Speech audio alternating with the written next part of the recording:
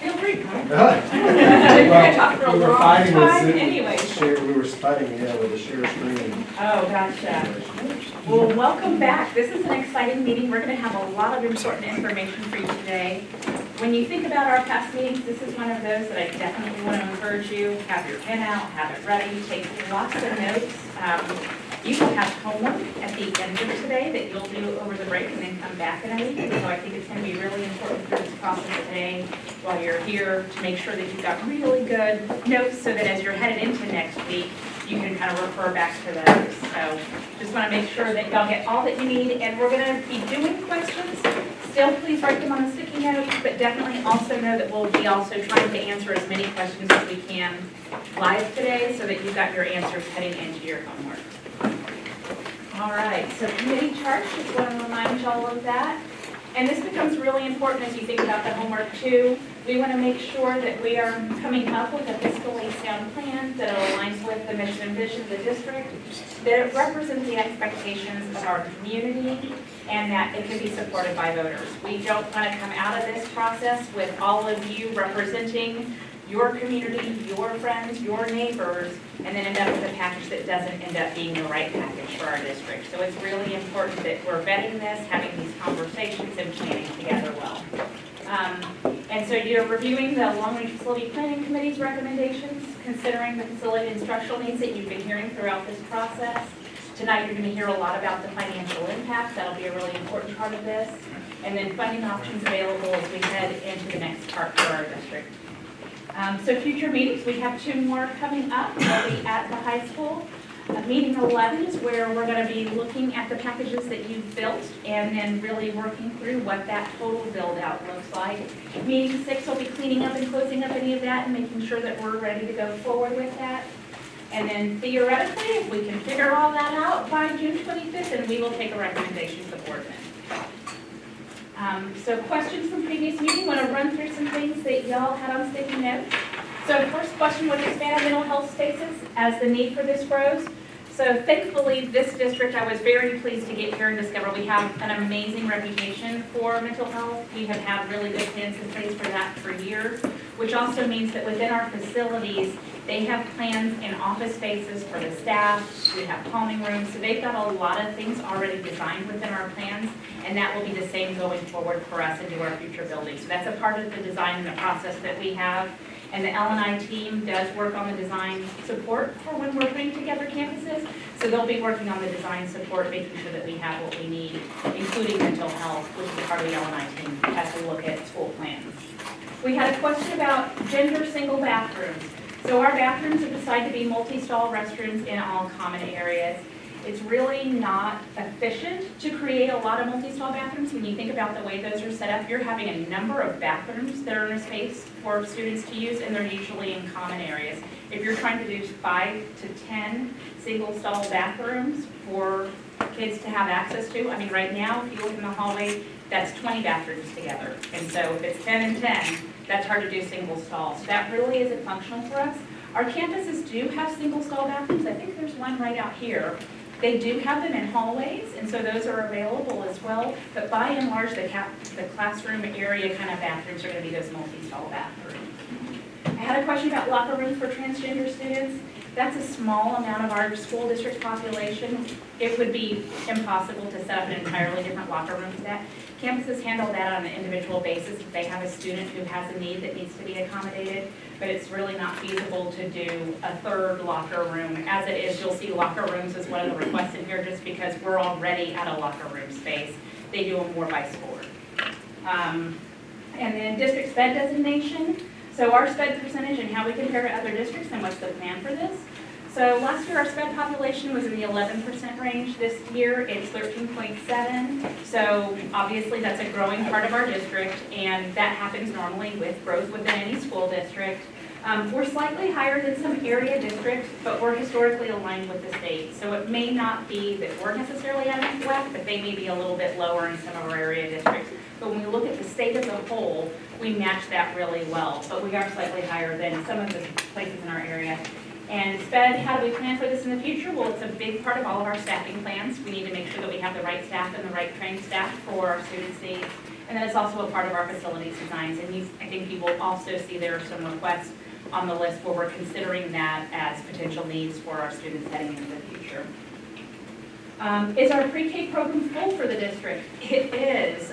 We have a growing community, and I think as we've talked about, elementary is one of our fastest growing populations, and so with that comes families who have young kids, and so that includes pre-K. So our pre-K has two sides to it. We have a tuition-based pre-K, and then we have a qualifying pre-K. Our qualifying pre-K requires us to keep some spaces open for families as they register in the year. We have to have a space for their pre-K child because they qualify. But our tuition base right now has a wait list. So we've filled everything that we can with more families who would love to be a part of our system. And that's pretty traditional that families want to do that, in part because it just feeds naturally through their school community for them. And so we wish we had more spots. We definitely want more spots, but also understand that that takes up capacity for other classroom space in our buildings. And so we definitely need our, qualifying first, fill with traditional tuition-based, and then, really have to consider our other classroom space and availability before we can just continue to add pre-K.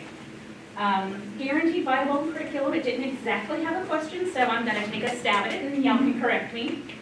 So really, guaranteed bilingual curriculum is a plan within your district for how you're making sure that kids all across all your classrooms are getting the same learning. So it doesn't matter if they're going from one school to another.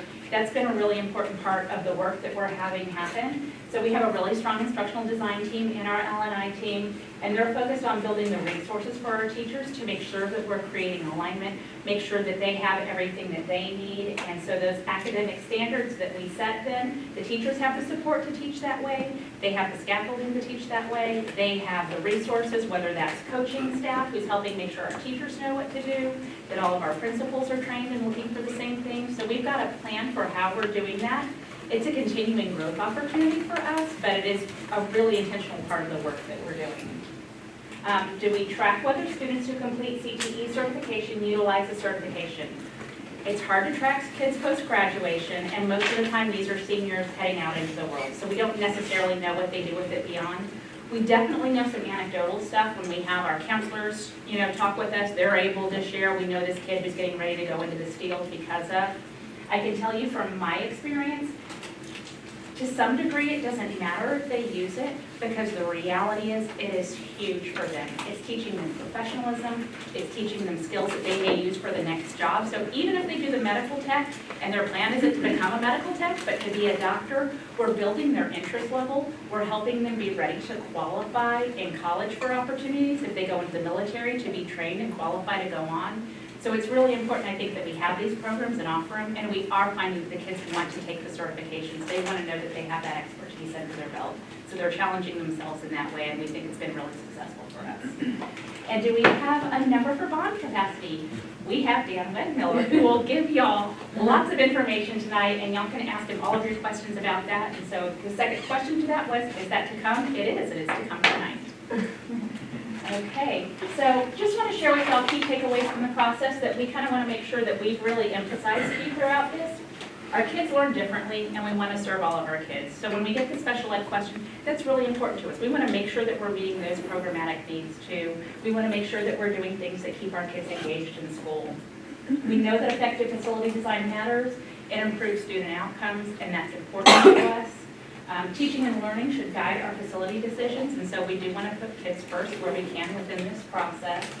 And then from the charter, I talked about it at the beginning, but I want to emphasize it because it's really the most important thing that I think is why we do a committee to help us make this decision. And that is, I need this decision to be in y'all's hands. I need for y'all to help us build the right package. I need to make sure we have really good, thorough conversations. And when we get to the point, you don't build it, but y'all do. When we get to the point that we make this recommendation out, that we know it's the right recommendation for our community, that we can as a group be behind it, that when I walk out and say our committee has really done diligent work on this, that I can say that and we know that we all really feel like this is the right package for our community at this time. And And so I don't want us to roll something out that we don't think is going to work for Dripping Springs. It's really important. Y'all know this community better than I do, and so I think it has to come from our citizens to really make sure that we have the right package. And I want y'all to know that because that's going to be important.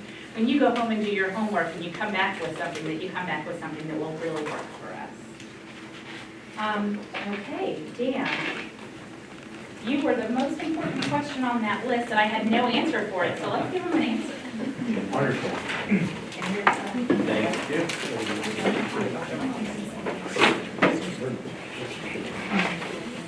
So, in your booklets, we have this spreadsheet that we use to calculate capacity. And I think the most important part to understand about the district debt capacity is it's an evolving number even throughout the current year. At this point in time, we've received right here which is fiscal year 2023 coming up, the preliminary value. We won't get the certified value till July. The appeals and protests that go through that process, it may whittle away at that number. You may get granted some additional value after this process. But financial capacity is based on a combination of factors. The value that is assigned to the district from the appraisal district grades how much per penny the district generates in revenue. And currently the district's at 35 cents on debt service to pay debt back. And so as the value increases year over year, that 35 cents produces more and more dollars. And so if you look at column, we have some base assumptions. I think the most important part about what we put in here is please know this is preliminary. This is not written in stone. It's on paper for a reason because by July, this capacity is going to change a little bit. The interest rates we've assumed are 4.04% and 4.52% on two different series of bonds to be issued. Yes? Right, so when is this final? Like there's a date. Yeah. What is the date? So the certified value comes out July 25th.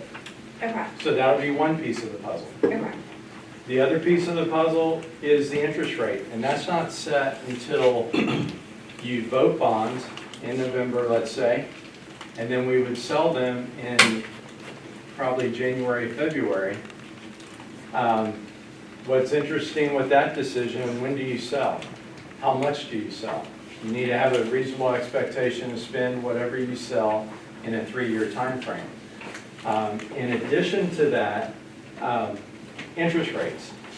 I have an interest rate graph that I'll go into more detail in a minute, but interest rates for the first time in a really long time have been trending up over the last 6 or so months consistently. And so we're more than 6 months from a bond sale.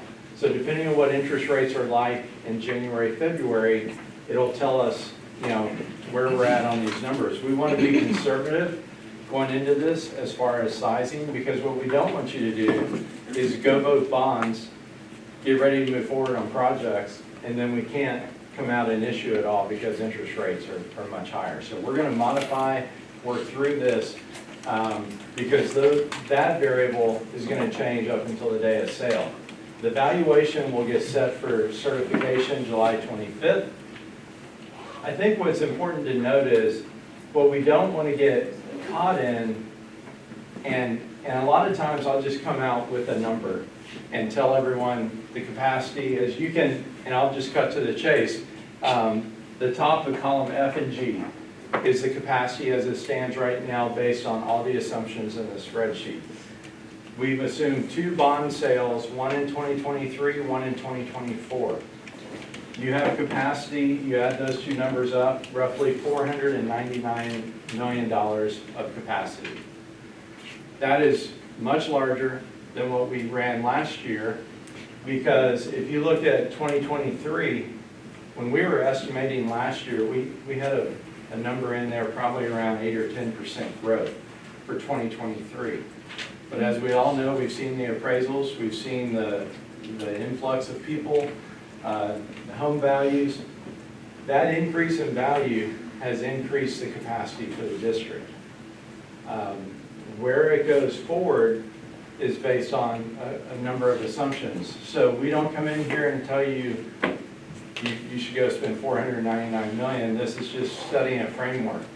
It's really interesting if you go back through the years. This capacity is based on a 35-cent tax rate. Not going up on the rate. It's, we want to hold the rate, and the tax rate assumptions are over here on the right-hand side under column M. The reason we do that, and I was just going to give you some perspective, from 2002 to 2012, the debt service or INS tax rate was somewhere around 30 cents most of those years. Between 2012 and 2013, it went up to around 45 cents. That was a result of a bond election, and there were bond elections in the past that had tax rate increases required to take place. From 2013 to 2014, there was another increase up to 48 cents, so a 3-cent increase. And then, as we talked about last meeting, 2016, there was a tax rate move where 13 cents were voted on by the district and shifted to M&O, and the debt service dropped to 35 cents. When we ran some capacity back in 2016 after the drop, that capacity number was less than $100 million. So the concern at that point was, next time we need a bond issue, it's going to require maybe a tax rate increase. And that was just, the M&O needed relief more than the debt service side needed new facilities, and that was the direction they went. The good news is this added capacity from the new value, increased value, has put you in a position to have really strong capacity right now. And that's been the trend year over year. This district it's had H-E-B and Home Depot and some other businesses pop in, and those have been the big added values. But we're not like many other districts closer into town or say Lake Travis that have a lot of value that comes in a lot of different forms. A lot of this has been rooftops through the years. But all in all, the district's in pretty good shape as far as capacity goes. That's been generated off of the values. Again, I'll touch on the interest rate side in a minute.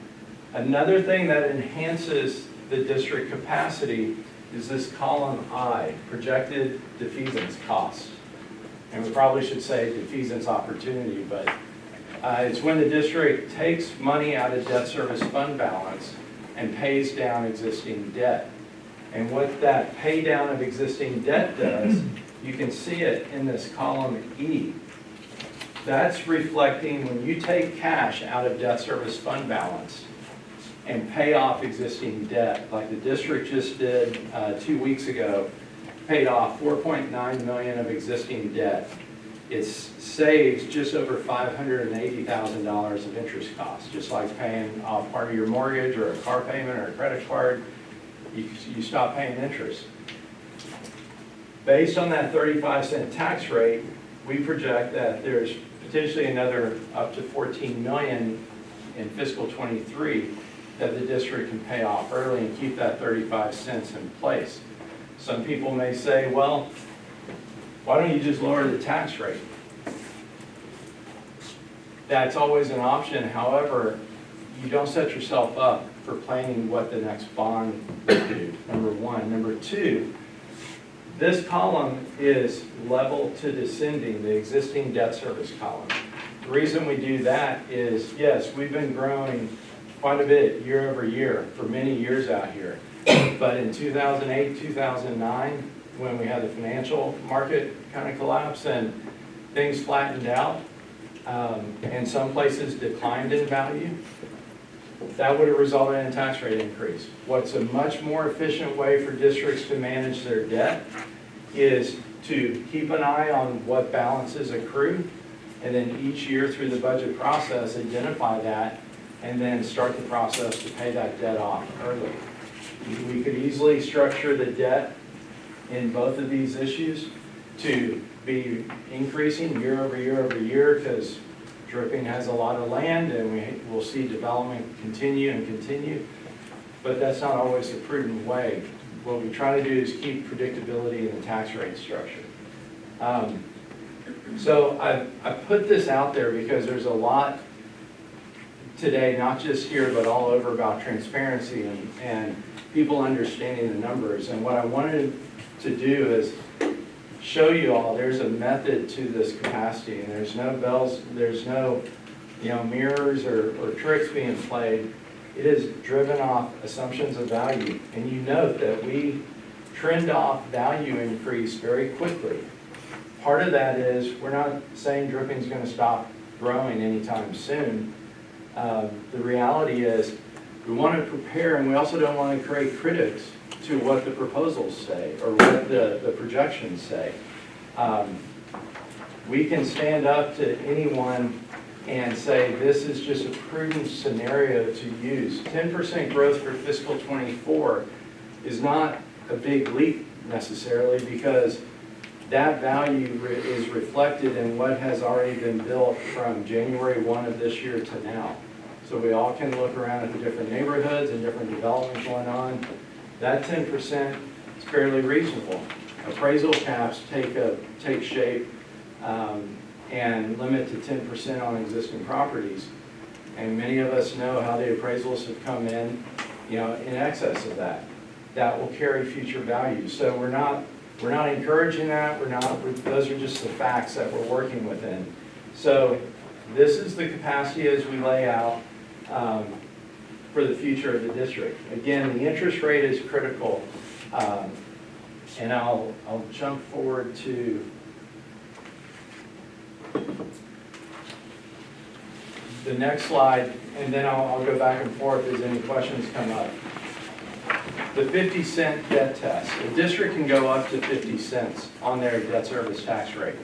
So being at 35 cents, you're under what's legally allowed by 15 cents. And as I noted, back between 2014 and 15, the district was as high as 48 cents.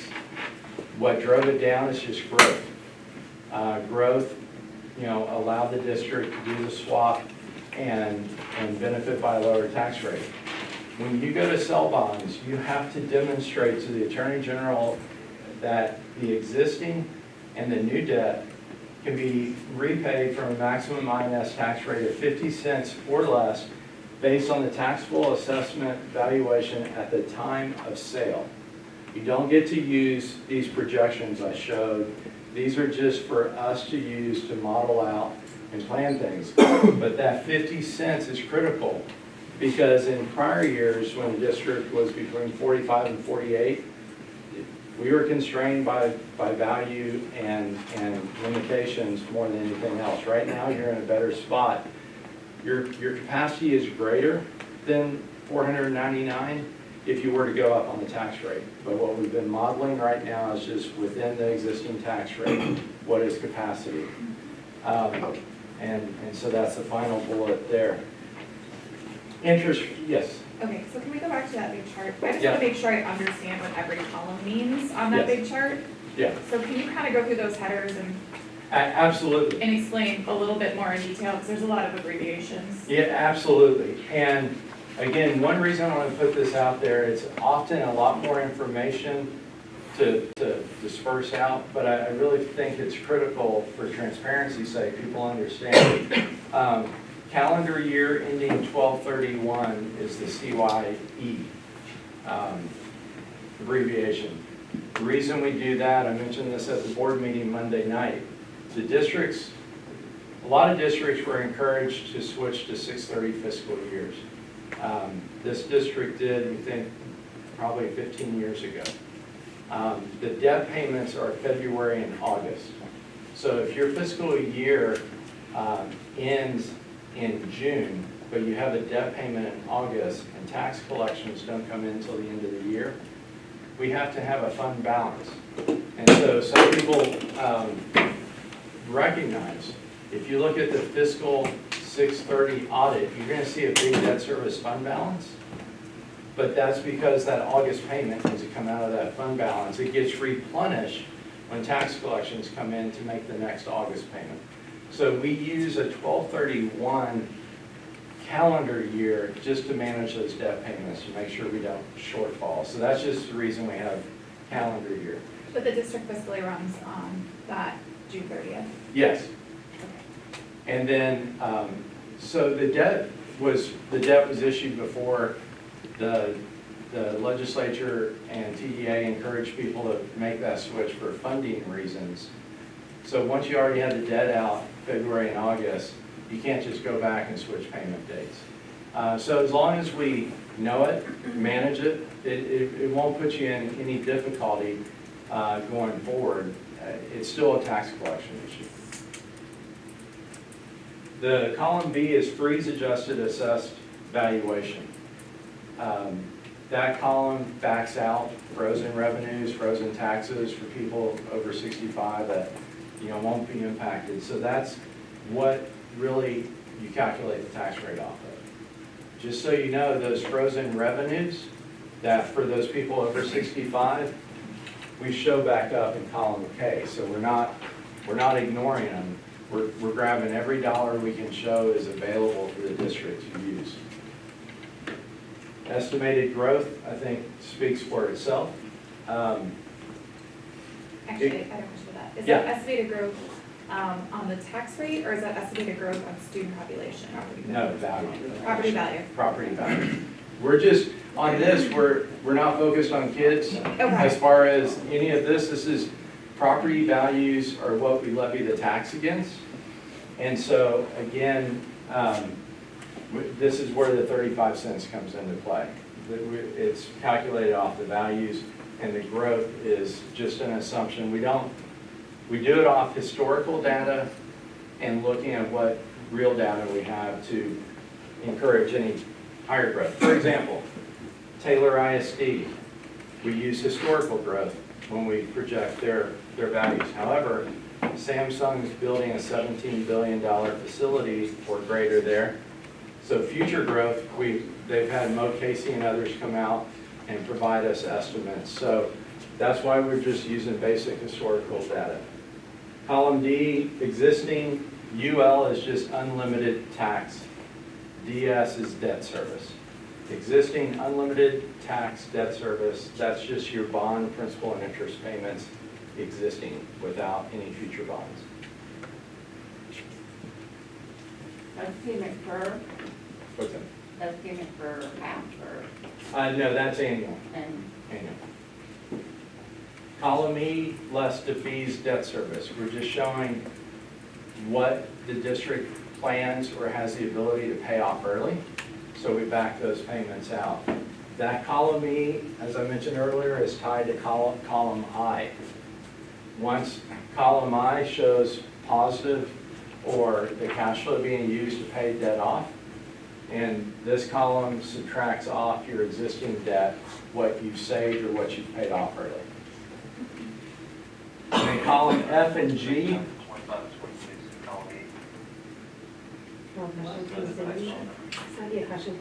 oh yeah. Why the jump in year 25 and 26 in column E? For 25, 26, and actually 48, those are the year that principal is being paid off. The other years are interest payments that are being saved. So the maturities that we've identified to pay off are in those given years. Part of the reason we do that, we pick those years, is because that's when the new debt's coming on, and it helps facilitate managing the tax rate. Because as you can see, the biggest payments for any new bond issue is typically in the first couple of years.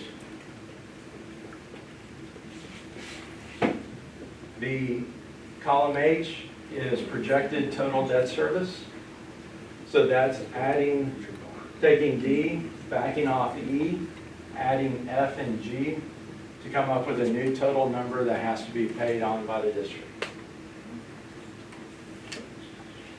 Column I, I've talked about that. That's just what the district pulls out of debt service fund balance to make sure it doesn't overfund it and just hold on to that money, but uses it to pay down debt.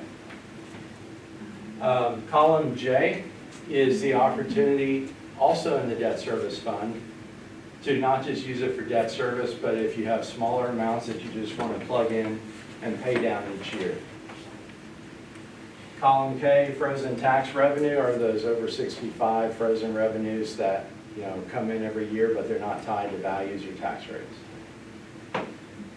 Column L is just the sum total after adding and subtracting all the different pieces to this column of what the annual debt service requirement would be. And that's projected total net debt service. And then we basically take column B and use the formulas to get per penny what does the value produce divided into projected total net debt service to get to the 35 cents. One thing to note, Texas, I share this sometimes in these meetings, but state of Texas and this district, there's property wealthy and property poor, and there's a lot of districts that get funding from the state to help with debt service. That would be another column in here. But Dripping Springs has been property wealthy for forever, and so there's no state funding that comes in. Also, there's no state bond bank like Oklahoma and some other states have that contribute funding to schools for facilities. So everything is on the local level. Just as a side note, the bond rating agencies, when they assign a bond rating, and again, that rating is assigned to the district, but it's for the benefit of investors. It's not the benefit of the district. And it says what your credit quality is, like your credit score. They take debt levels into account on a scoring spectrum of only 10% out of 100%. The reason they don't penalize you more for high debt, because they know if you don't go into debt to deal with facility needs, portables are great, but they don't have the lifespan of a lot of facilities, brick and mortar type stuff. So bond ratings don't penalize you in your bond rating per se for being high debt if you're also high growth. So that's just something to keep in mind. What is our rating? AA, so it goes up to AAA, and so you're 2 notches from that. And they're required to look at it whether you're issuing debt or not, usually about should be every year, but sometimes it's 18 months or so. Do we have any campuses that use portables? Yes. Yeah. Yeah, we have a couple of campuses. Right now, Sycamore is utilizing a portable, and we've added 2 additional portables there for next school year. So the last thing I wanted to mention just on this rate graph, over the last 20 years, we're at all-time lows in interest rates. We've had a lot of movement up and down, and as I said, we're back up, and I can give you an example. For Williamson County, this week we sold bonds, $100 million bond issue, 20-year debt, and we sold it at a 3.69% interest rate. We sold about the same amount beginning of 2020, and it was at a 1.5% interest rate. So rates are up. And the county judge there said, I'm not excited about my 3% compared to the 1. He said, tell me why I should be okay with it. We've been higher, and if you go back even further, we've been at 5 and 6% interest rate range. But I've been doing this since 1992. The highest rates we've sold at was around 6%. But we were refunding bonds that were 8, 9, 10, 11% that were issued in the 80s and before. So rates go up, rates go down. This is why I don't predict interest rates. I just tell you what they were as of this afternoon. The good news here is rates shouldn't drive any bond issue. They're just a function of when you need to go forward. But we are still in a 4% that we're using for estimates are still a good interest rate. We were celebrating those 6, 7 years ago. and we just hit kind of a hot streak with rates going down. So we're still in good shape on that front. But that's the capacity. Again, know that we could update this next week with, if they get it up. In July, we'll update it again on the new certified. We'll update if interest rates move dramatically, but that's the ballpark. You hit briefly on the comparison of lowering a rate versus the district paying off debt early. I'm really excited that we just saved $500,000 paying down some debt. But that's a conversation in the community that I think a lot of people, say that again? 5 million. Yeah, I was saying we saved $500,000 in interest. Oh, 500,000 in interest that we paid off 5 million. Yeah, correct. Can you speak to that and both sides of that coin and where the pro and the con? Yeah, the real thing that we see more and more districts face, and not just districts, bond elections are hard to pass. Back in the early 90s, a district could call a bond election on any day. And the legislature limited that at some point to where it was 2 times a year. So you can have a bond election in May and November. If you miss one, or if it fails, you have to wait 6 months, and sometimes you don't have time to regroup and go back.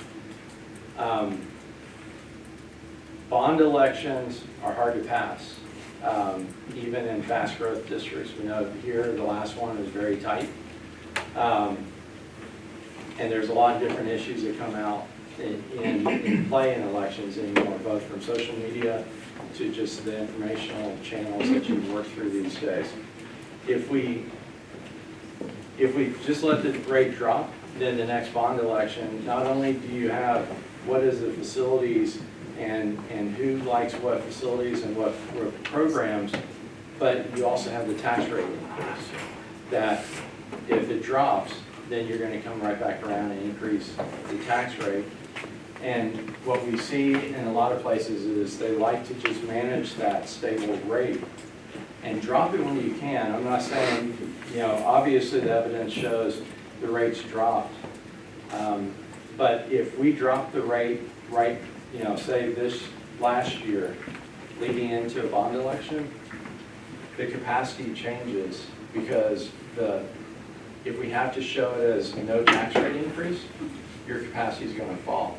If we allow the tax rate to be held, we kind of hold on to that capacity with no tax rate increase.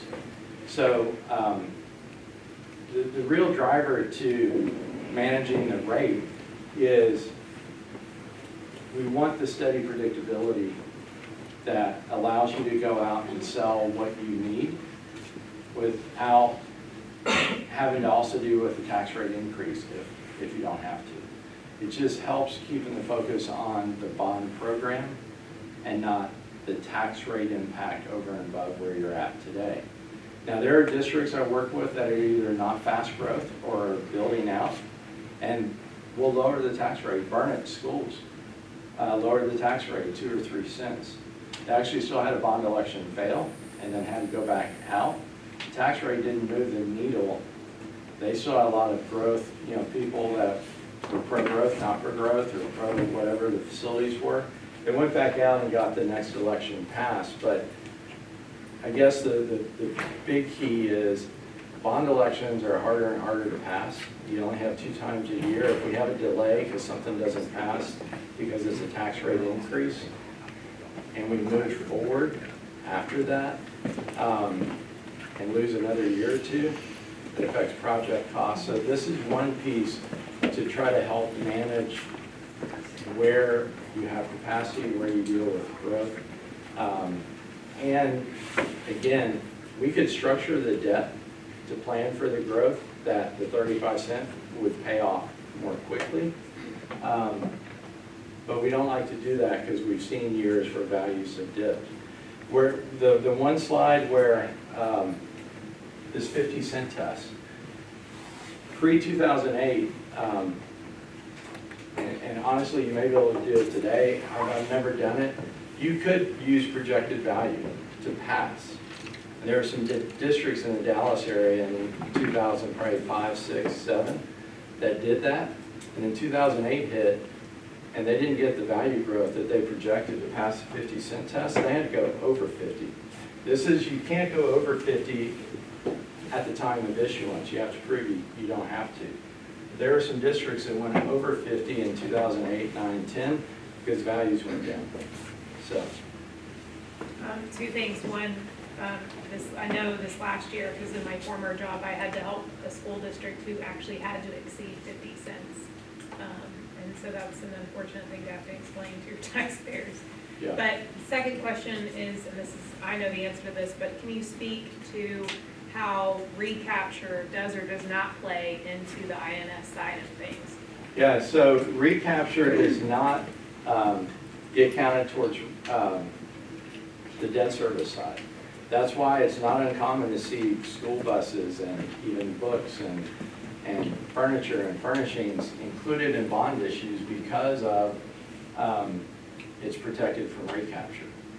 So that's another reason on the debt service side to manage that 35 cents or whatever rate you need, you know, let it trend down. Let's say we go through multiple years in the 30% growth or what have you. We may start seeing a trend that we can drop the rate, we look at future capacity. But the bottom line is managing stability in that tax rate is what it's about. It's not saying 35 is the magic number. Just don't drop it a penny or two knowing you're going to have to go back out for another bond. It's, you know, you can always do it, but I think you're going to, what you've seen is people catch more grief for, you know, they don't get the applause for a penny or two decrease, and then when you turn around and get 5 or 6 cents back up because you need to hit it, it's not an easy sell. And like I said, bond elections used to pass around 87, 88% in the 90s, early 2000s, and they've gotten harder and harder to pass at times. We've got a question from Zoom, and I think you verified this after the question was put in, but just to make sure, the numbers at the top of F and G are assuming a 35 cent. Yes, ma'am. 35-cent tax rate with those two. You can look at the far right, I don't see the letter from here, but the far right column indicates what tax rate assumption is consistent with that year's payment. So based on these numbers, in year 2028, you have a predicted drop. What I will say is some of the defeasance will help you create future capacity and if these values are stronger.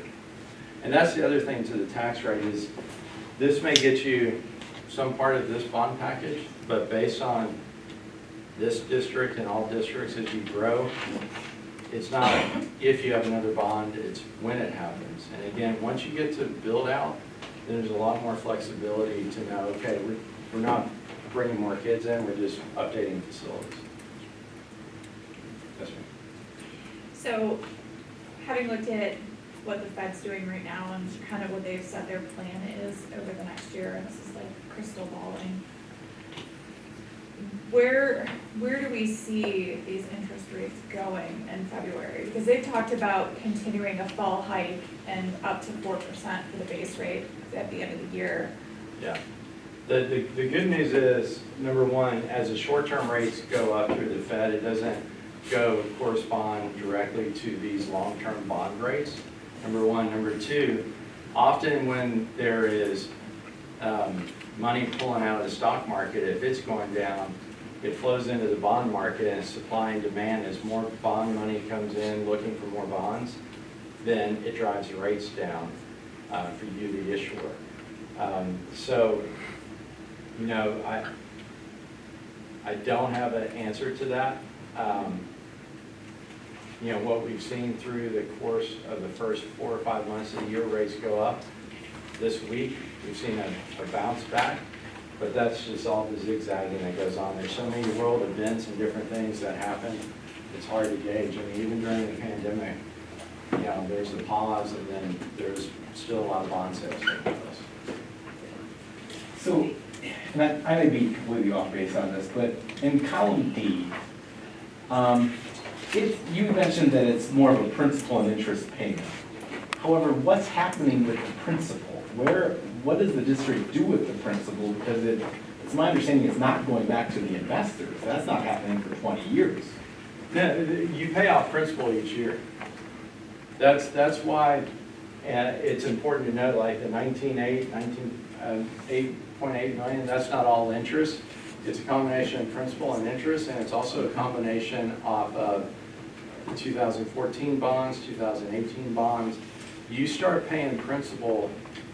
So if you look in these numbers, for a new issue, the 295 is not amortized in the last year, right? It's spread out. That's why you don't have 2 million a year and then boom, 295 million. That is an important point that when people talk about a bond issue, yes, we're showing 30-year financings, but it's like a mortgage. You're paying principal and interest every year. There's two bulk payments per year, right? February and August. February and August. February and August. One includes principal and interest, and one is just interest. Okay, so I'm like clear on this principal interest thing. Is the life of the bond, is it consistent that every single year we pay the exact same amount of principal and the exact same amount of interest? Or does it start with mostly interest, little principal, and go to mostly principal and little interest? That's right. It kind of builds up. The amortization starts out less principal. Now, what I will say is if you include technology or books or buses and you say it has a 6 or 7 year average life, we always make the point to get it to amortize that much, at least that much, if not more, in the early years. And that's very important for a committee to know, so when you go out and you're talking to people about it, again, if this was a 30-year bond and everything got paid in year 30, that 30-year payment would be $295 million, but that $295 that you're repaying is spread out within these numbers. That's why at the bottom it's $527,991. The principal part of that is $295. The balance is the interest. Does financial capacity affect the interest rate, in the effect that if the interest rate starts to go higher, your financial capacity could draw down because you are obligated to a higher interest? So at the time of sale, we lock in the interest rate. But for the estimations you have right now, this is just that capacity based off this interest rate. If that interest rate was higher, your financial capacity would be lower because of that. 100%. And so that is, that's why, number one, we've got about 70 basis points of cushion in the 2023 issue that would come beginning of next year. And as you can see, probably 130 basis points in column G. And that's why I say these numbers are preliminary, and we'll update them as we get certified values, and then we'll update them as we get any interest rate movements up or down. How much of the bond rating at AA, how much of that is weighed into the interest rate? Is it like 95% and there's just very little movement after that, or is there other weighting factors in that bond rating? So that's a great point. Unlike cities, counties, special districts, anyone else, schools get the benefit of the state of Texas guaranteeing your bonds for a price of $2,300. At the time of issuance, you pay that. It makes these bonds AAA rated because of the guarantee, and that's kind of the gold standard. That is the cheapest money you're going to get, and that's why I showed the graph too. Yes, rates are going to go up and down, and when I got into the business, there are different points. We're going to update this, and when the board makes a decision based on what the committee brings forward, the election for November would have to be called in August. We will update them all the way up to the board meeting that they consider any election, because if we see a trend, if we see other information that leads to higher interest rates, then we're going to make sure you all or they are well aware where capacity could go. But like I said, I've been doing this for almost 30 years, and fortunately with the district as well. And we really want to be conservative in a lot of these columns, including the growth. that's happening. If interest rates go up, but growth goes up too, you may have the benefit and be able to get the bonds issued. I have two questions. How many times have you had to go back to a district and say, I strongly advise you to reduce your projects because the interest rate has changed so significantly that I just don't know that we can support the package we were talking about? Unfortunately, I haven't had to do that. I have had one district who happened to have I think it was a committee or board member, who felt like we were not aggressive enough on the interest rate, so asked us to lower the interest rate, insisted that we lower the interest rate, and staff said we need to follow what they said. And Murphy's Law says once you do that, you're going to get one of the spikes. That's what happened there. But fortunately, values were stronger, and the interest rate movement was, 20 or 30 basis points. We could get through it. But again, there's some different levers.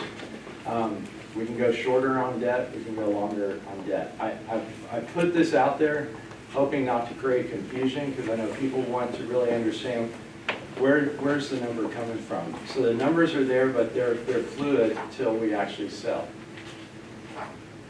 Yeah. Okay, so I'm understanding the chart correctly. The total amount that we could potentially borrow, if these interest rates are correct, is column F plus G, which is 500 million. Yes. Okay. Can you estimate what 1% increase in interest rates might have on the capacity? As detailed as this column spreadsheet shows, that's not a simple move. What I will say to that is voting bonds is just a piece of it. If we keep the cushion, like I said, of about 70 or so basis points in this number now, and we keep it updated, then you keep working with the current budget. Anything directing a change, because I wouldn't just look at that one scenario of 5%, say 5% versus 4%, without saying, okay, do we want to go to the appraisal district and get an estimate of what they have for value increase for this year, because you may pick up more. So the capacity is not just that one number. Capacity is value, it's the interest rate, and it's the defeasance, and it's the cash. The great thing about the district is they have cash on hand and debt service that it uses, like it just did to buy down debt, just like it did Monday to vote to do it again next year. That all matters, and so I wouldn't adjust one lever without kind of going through a process to make sure it's a good move. Is there a reason why you have on here the two separate bond packages instead of lumping them together? Is it a payoff timing? One part of it is there's some shifting that you can do back and forth, but once you get a bond passed, and again, I wasn't sizing this around any bond, I was just splitting it up. There's a lot of stuff that needs to be designed, and you may not start right at the beginning of the bond process. So say you went out for $350 million in bonds. We may actually sell it all at one time if we have the capacity in that year. Short answer is we just broke it up into two pieces because it's most common on big bond issues that you don't need all the money at once, and you're not going to be able to spend it maybe in a 2 or 3 year period. I will say on a rising interest rate environment, we probably recommend trying to sell as much as you identify you need and what you can get done in 3 years or so. That's where my mind was going. I think with other people in the community asking if the rate's going up, is it not better to maximize it now while the rates are still at a lower point? 100%. Once Clint and everybody comes in with the timing and architects of the timing of when money could be spent, we would probably recommend getting as much sold in at the very beginning because rates are rising. Is there ability to pass a single bond with that limit, but only take a portion of that bond at one point? Or Yeah. able to go back next year ask the community to come back again for passing another government of bond? Or- Yeah, so bonds are authorized, and you can sell them all at once, or you can sell them in phases over 10 years or so.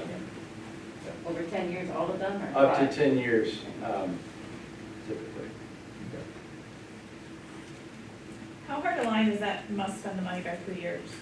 That's a great question. If you don't spend it in 3 years, you have to yield restrict. So if you sell at 4% and you still have bond proceeds sitting there, the first step is you have to make sure you're not earning more than what you're paying on the bonds after 3 years. Right now, you're not earning close to what you would sell on the, pay on the bonds. But there are certain levers. There's not just a big penalty that kicks in. But it is an IRS question. Can you spend the money in 3 years? And that's where it starts at. You're saying spend the money, is that committing the money to construction or Spending. It's actually writing the check. Yeah, it's just, I had that question today from someone. It is not awarding a contract on at the end of year 3. It is ideally having it gone. Now, I've worked with a lot of bond projects, roads, other things. You have the Bastrop code that gets in the way of a road, and a road project could get killed, get slowed down for 4 or 5 years, or the different species that interrupt plans. So it is the pandemic, supply chain. IRS has latitude to understand that maybe a project doesn't move forward because windows aren't in, or a golden cheek is out here right where you thought it'd be. So.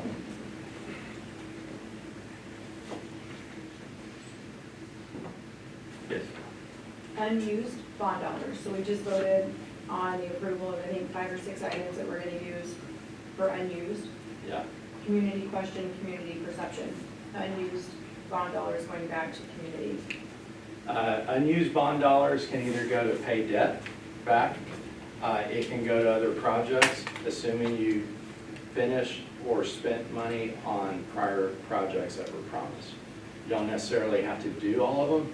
There are reasons that you don't, but you have to, go through that process. You have to first spend it on what you Said you would. said you Yeah. would. Yeah, unless there's some Extenuating Yeah, circumstance. exactly. And who do you justify that to? IRS, if they, But not the community. well, that's a That's big just part of it. perception in the end, but you don't That's, have to. I remember in this district through the early 90s, the tennis courts by the old high school, or the first one, didn't get lights because the bond money ran out. And so when the next bond came around, and the next bond, I think it was probably 3 or so bonds after that, that the lights at the tennis courts, even though they got out there eventually, it just kept coming up. So you do need, just as a good public relations side, try to be able to deliver what you promise, and if there's, that's the other reason to have good solid fund balances. Curry Lee ISD voted bonds a year and a half ago. Sized it after it failed, so they downsized it, voted it, and then we all know what's going on with inflationary pricing, and they're $3 million under budget on a $13 million project, and that, you don't have that kind of reserves to go out. So sometimes you can control it, and sometimes the market impacts it. But I will say, fortunately, knock on wood, we worked up until the election's called to that point to build in enough conservatism, have some other levers, length of debt, different things you can do, shift, the fees, a different maturity. There's some different things to help get the bonds issued that, we can work through, but hopefully conservatism in how we prepare sets the time. One more question. So in passing a bond and keeping the same tax rate, that does not change the recapture from the district, right? So that's not, or you can tell people that, hey, we're keeping more money in our own house. That's not really, well, a true statement, or is it part of that? It's not true to say passing a bond helps that, but if you don't pass a bond and you have to put some portables out that go into your M&O budget, those portables are gonna cost the price of the portables plus the recapture that you kick in if you're pulling it from M&O. If you pull it from reserves, just pay cash for portables, then you're depleting your future flexibility as well. So the bond doesn't help, other than it's exempt from recapture. Is there anything we can't bond? Because the way I'm looking at this, we would bond as much as we possibly freaking could to avoid having that money recaptured. Well, You can't do salaries, you can't do. you can't do salaries and those sorts of things. But what's important to remember too is, and I don't know what the numbers are going to be this year, but capacity historically for this district always was less than the laundry list of needs. And so there's always that balance between, yes, we have our laundry list, but we also have a list of things we don't know 2, 3, 4, 5 years down the road, so you balance that. It's a good way to describe what we can bond. I say, like, it's brick and mortar. It's the land and the buildings to facilitate our growth. It is the improvement of existing campuses to accommodate aging or growth as well, correct? And furnishings of those facilities and Technology? Technology for sure, wires, all that. And that's why I pointed out, it's very important when you include technology, everybody knows there's a lifespan to that, but we will amortize within the useful life of that. So we're not the critic that says, oh, you're going to pay on technology wiring or a computer for 30 years. No, that'll get paid off in that early part. The time and depreciation schedule. 100%. And I will say this defeasance thing, the bond rating of AA, things like that, and maintaining the tax rate to help manage all the growth and the different things is a positive credit thing from a rating agency. They want to see that you're not, they want to see planning, they want to see what you're doing to manage a lot of aspects of that. And that is a positive credit attribute. Even if you're, every credit report for every issuer pretty much in Texas is going to say you're high debt, because again, it's all funded at the local level. But that's why they don't penalize you for being high debt. You can still be a AAA rated entity and still have a high debt reference, because in the state of Texas, it's all pushed down to the local to fund what's needed on facilities.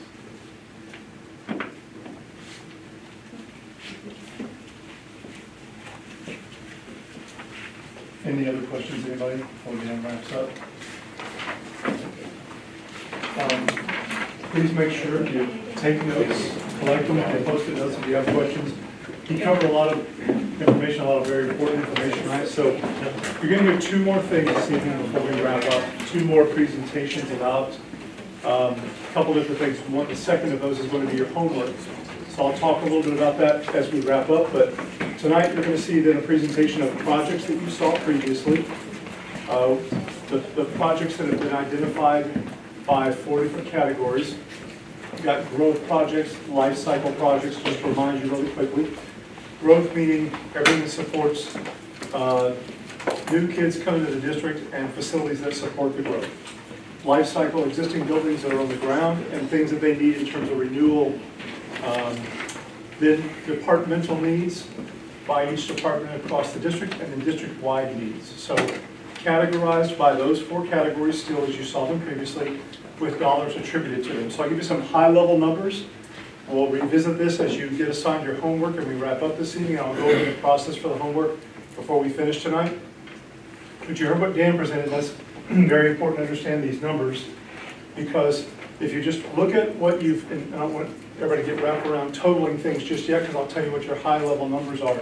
The total projects you see from those categories, prioritized, top priorities down to lower priorities, is currently right at about $654 million worth of need that's identified compared to capacity that Dan just presented. So keep that in mind. He mentioned this, and it's very common. Need typically always outpaces capacity.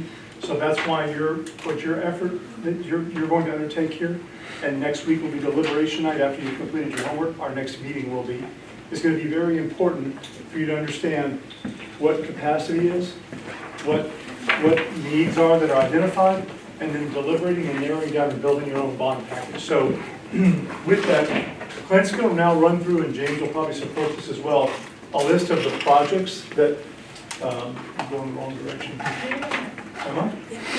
Oh, you just, so, you're gonna see the projects organized like I described them.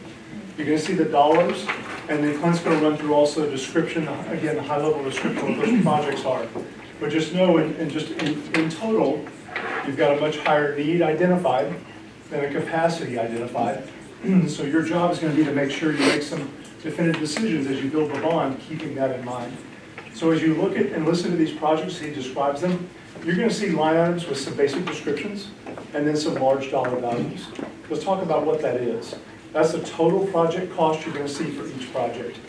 Built into that, and they're different for every project, is going to be the construction costs, the costs that, soft costs related to all the things related to permitting, fees for geotechnical engineers, structural engineers, mechanical engineers, architects, all the different acousticians, all the different players involved in developing a facility. Some are needed for some are not needed for others. Soft costs for furniture, things related to contingencies based on the complexity or particular situation within individual projects. So each project has built into it those factors appropriate to that project scope and the dynamics related for each project. So all of that has been captured, but so that you can best narrow this down in a presentation that has quite a few projects. What we have is a brief description. Clint will walk through that with you, and then also you have in here the total project cost that has all those things built into it. One thing to note, those numbers, not only were they built up with that kind of detail behind them, but they've been validated by industry database that's specific to Central Texas for projects that are bidding today and projects that are projected to bid.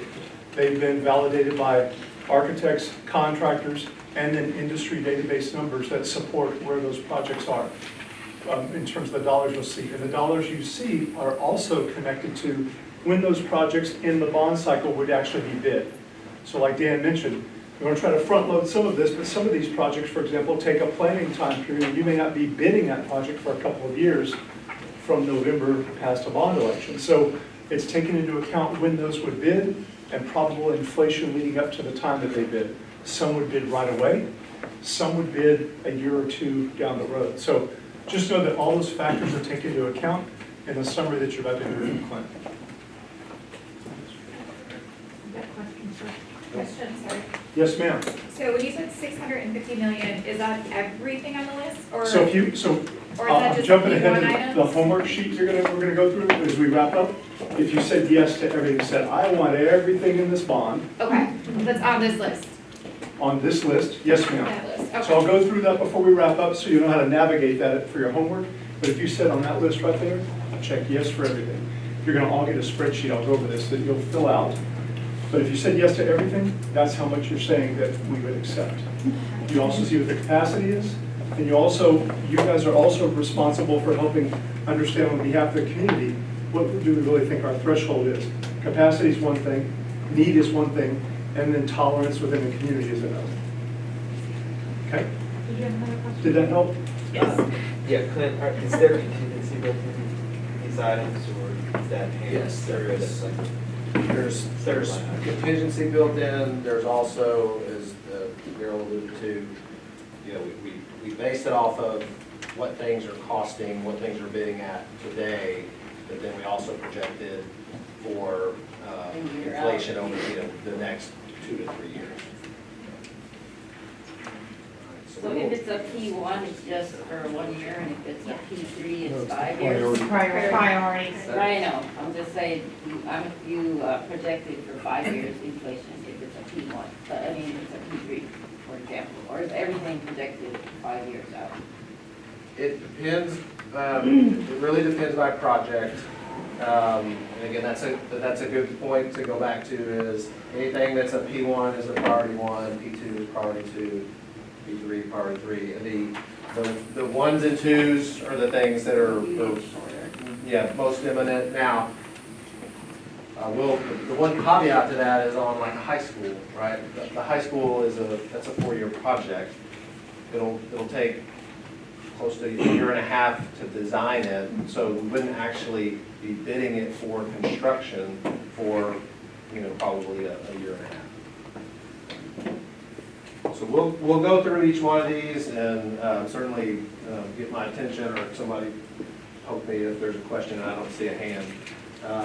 But we'll start with the growth projects, with the first one being elementary school number 6, the design and construction and furnishings, and the best, this is a good opportunity, or it's a fortunate coincidence that we're meeting here at Cypress Springs tonight, because essentially what you're looking at is a facility very similar to this building.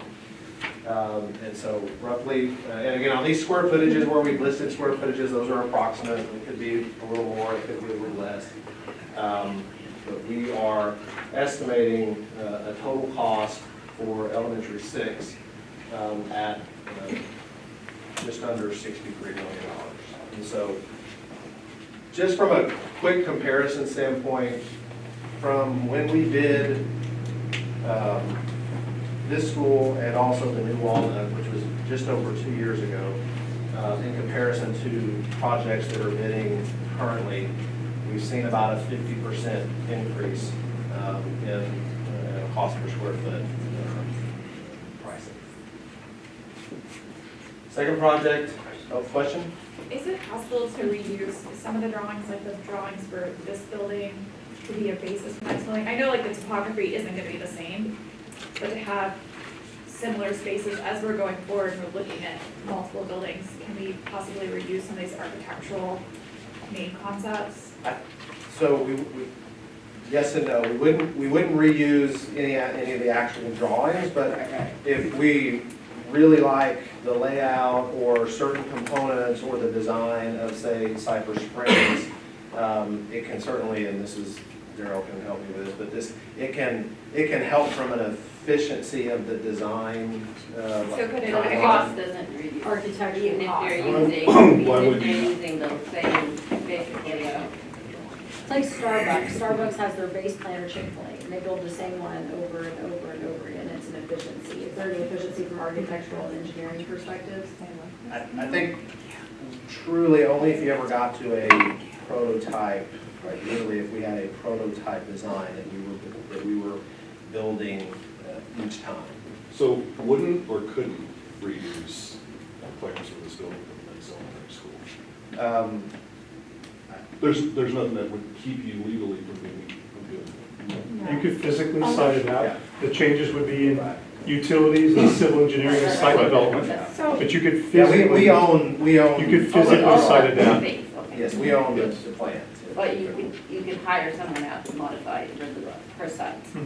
So I know that in Hayes, for instance, they put on 2 elementary schools in the same bond and built them at the same time, and the layouts are pretty much identical. With the exception, some exceptions of some topographical, like where the front entrance is and things like that. It's just like in a home, like in a neighborhood when you have a different elevation kind of thing. I mean, I didn't know, since we have the the priority 2 for elementary school 7, would that be a possibility of just saying, we want 2 of these?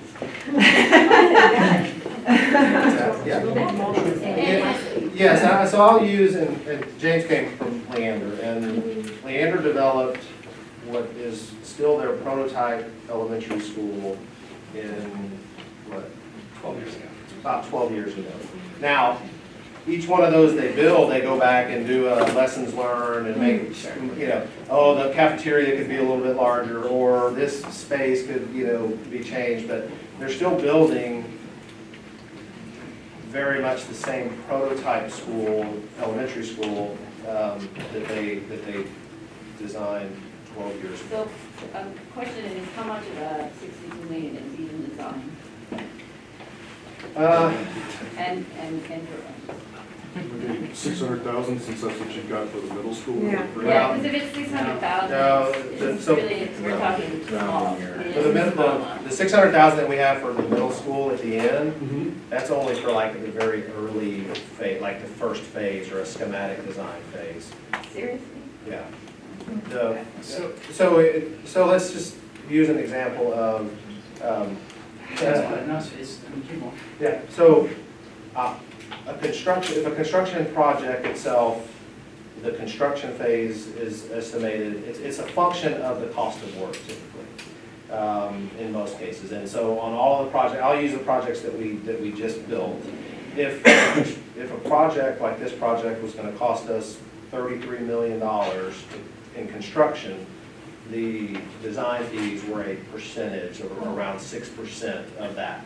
So that is one of the more common ways to do it. You can also do it on a strict like fee basis, but that's the most standard approach is around that. And Daryl, you can correct me if I'm wrong. And simplistically, where you do have a district that says, hey, we're going to prototype facilities, especially it's common with elementaries, not uncommon at all with elementaries.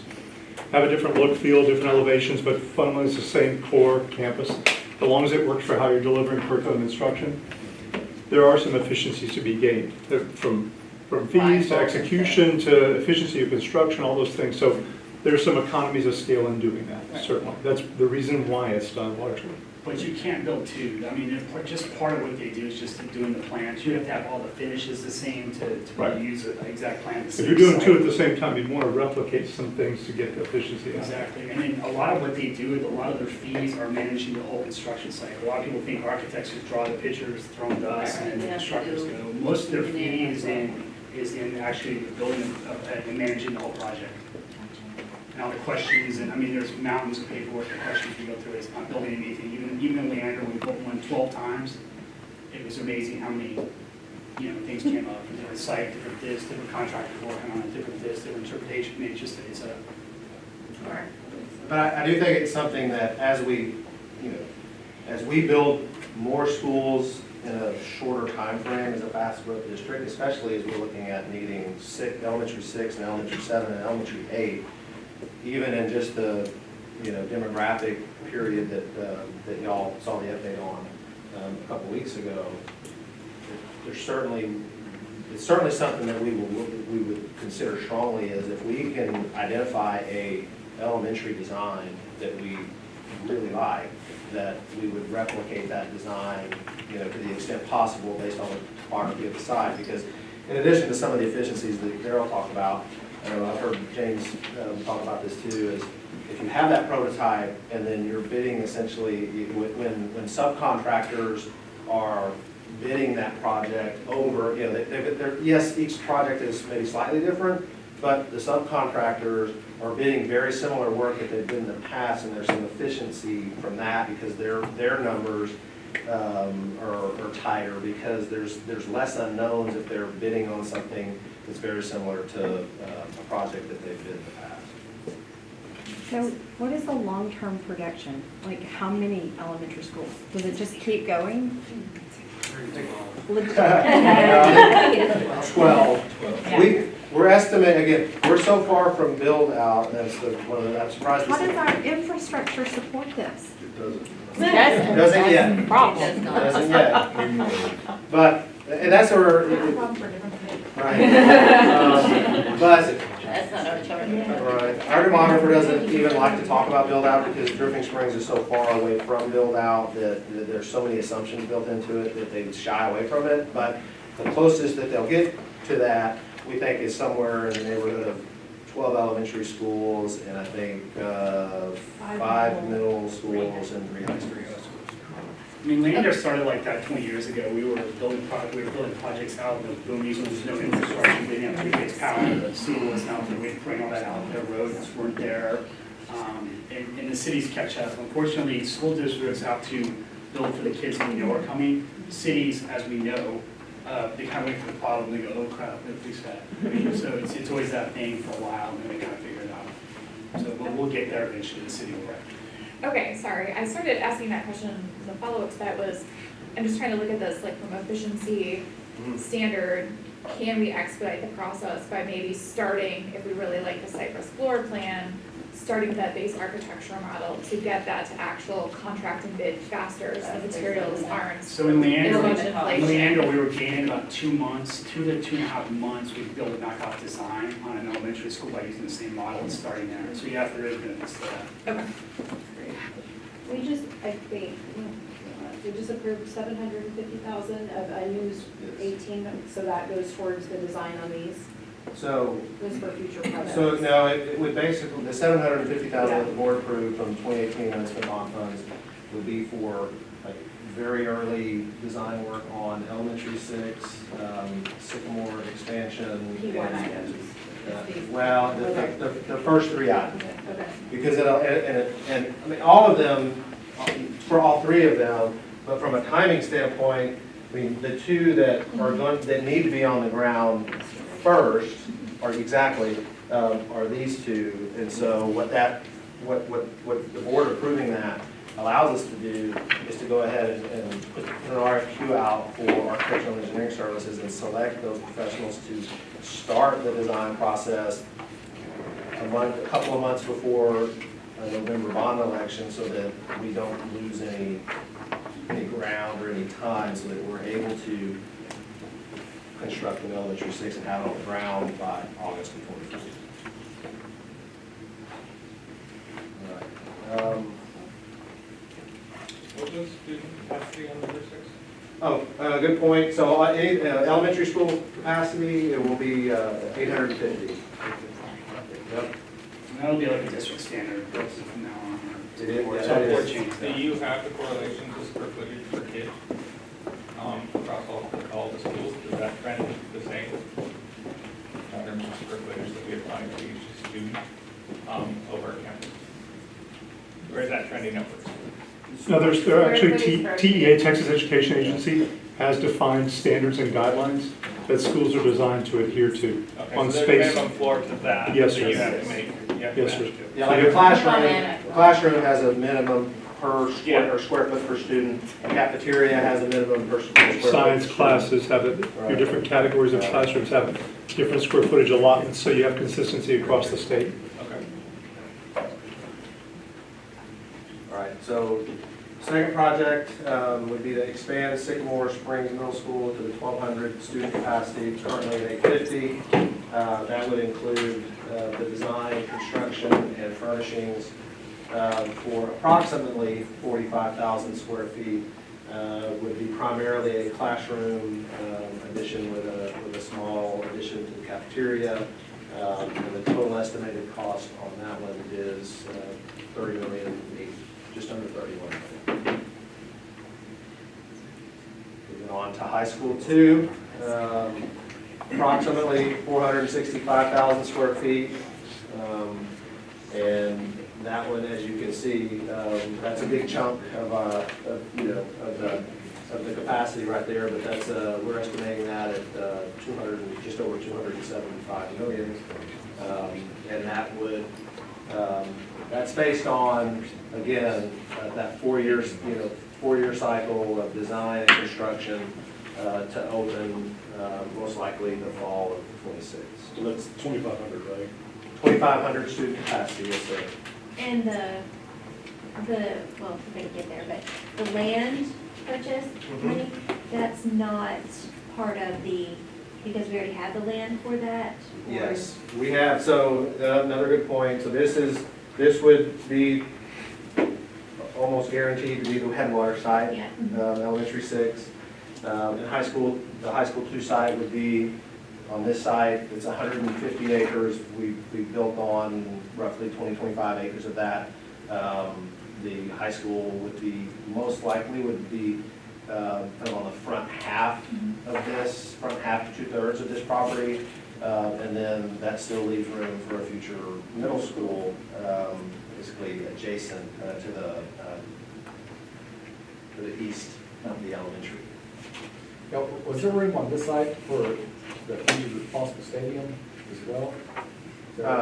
So there is, we had, when we did the feasibility study several years ago, they looked at it a couple of different ways, but The final feasibility plan that we looked at was based on kind of the sub-varsity stadium that we talked about.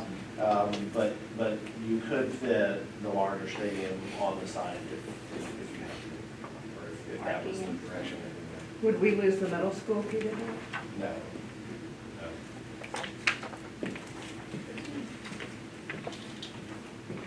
So the second high school does include a sub-varsity, you call it?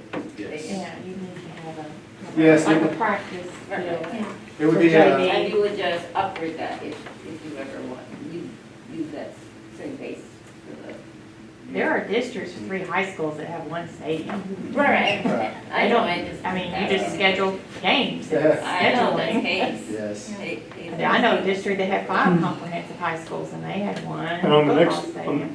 on the next slide, Clint's going to run through the stadium considerations related to your question.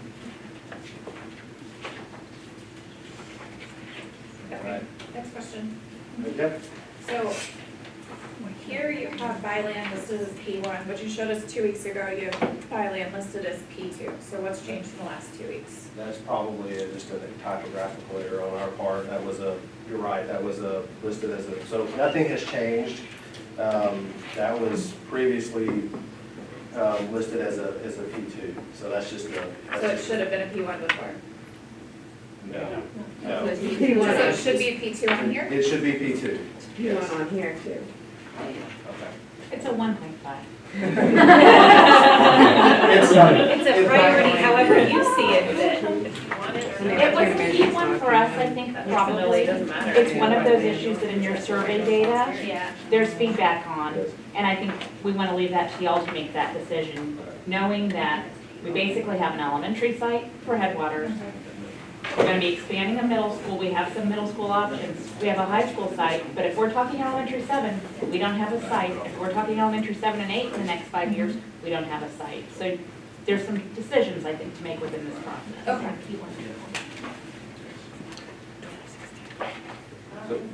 So yeah, so for the land, we have a total of 15 million that we are estimating and setting aside for land.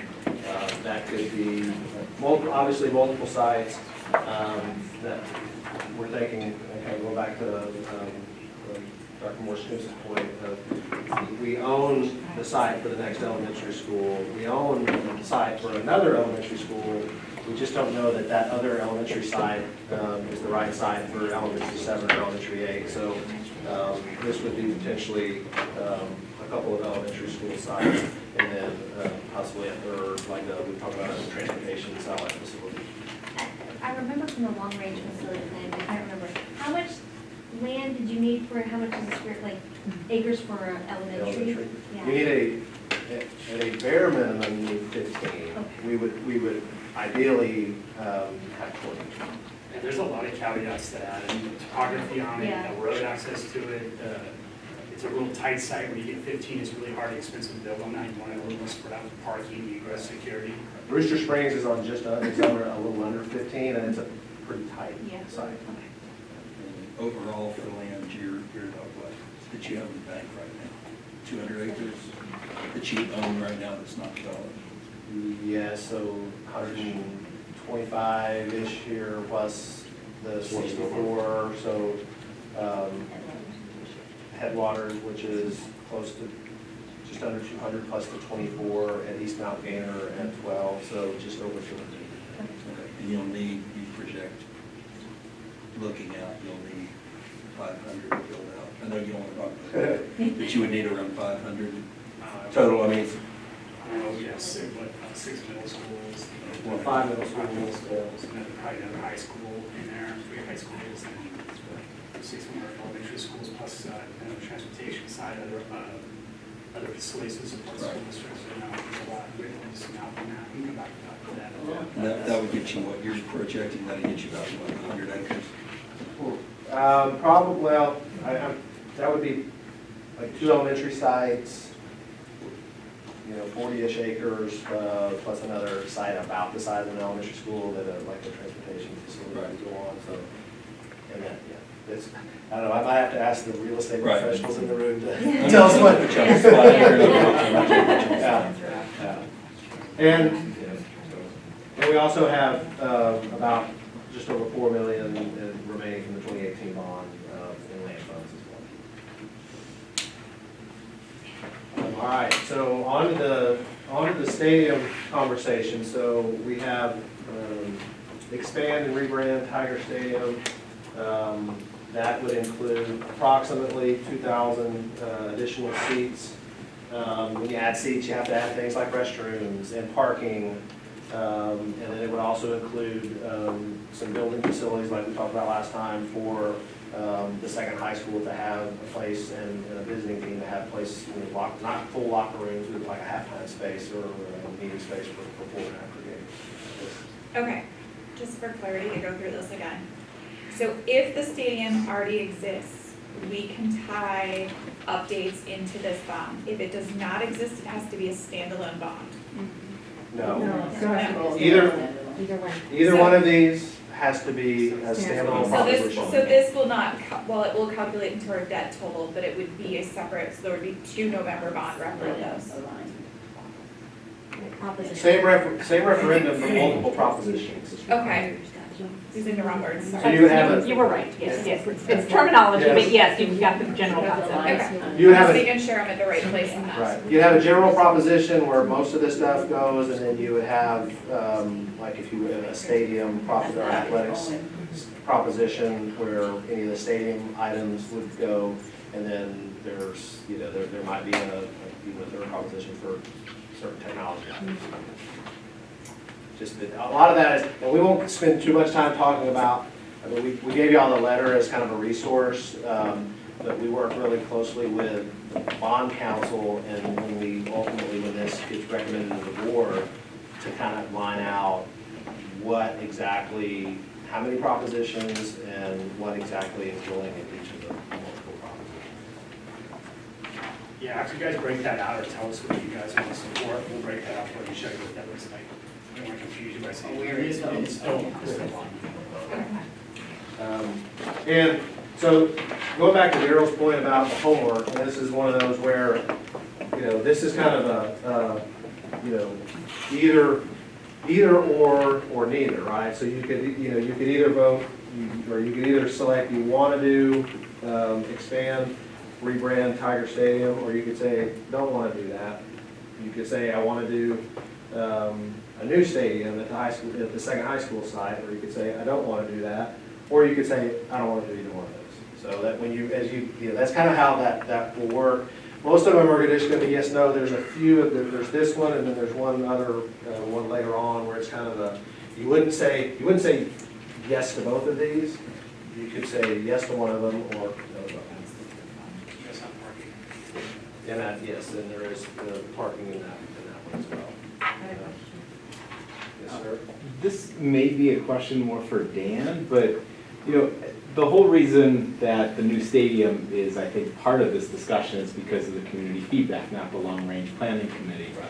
And is it possible that, we can do what we need to do and include, and I don't want to speak for anybody else in this room, but I do remember from the long-range planning committee, which most of us were on, that the first one there, I think the majority of the folks were in agreement with. And so is it possible to say, okay, here's the general, here is, and included in the general is this expansion and rebranding of Tiger Stadium. That's in the 35 cents. But if you wanted to add a new stadium, that's going to be a delta of $31 million.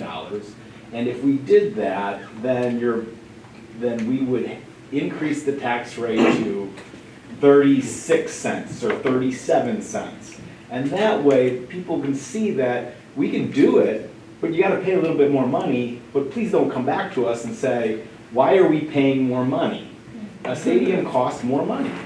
So let people vote on it. But I thought part of that expansion and rebrand was not just because of the new high school, but because of the fact that we want 6A, and we're going to need to be able to accommodate the bigger crowds and whatnot. You don't get 6A once you get the new high school. Right, You come back but, down. but you're looking at 4 or 5 years, and that's predicated on if the high school, if the bond passes anyway, which everybody's already concerned about. And you still have growth at 5A, I mean, so you're not gonna. Yeah. But at the same time, you need the same amount of seats if you get kicked back down.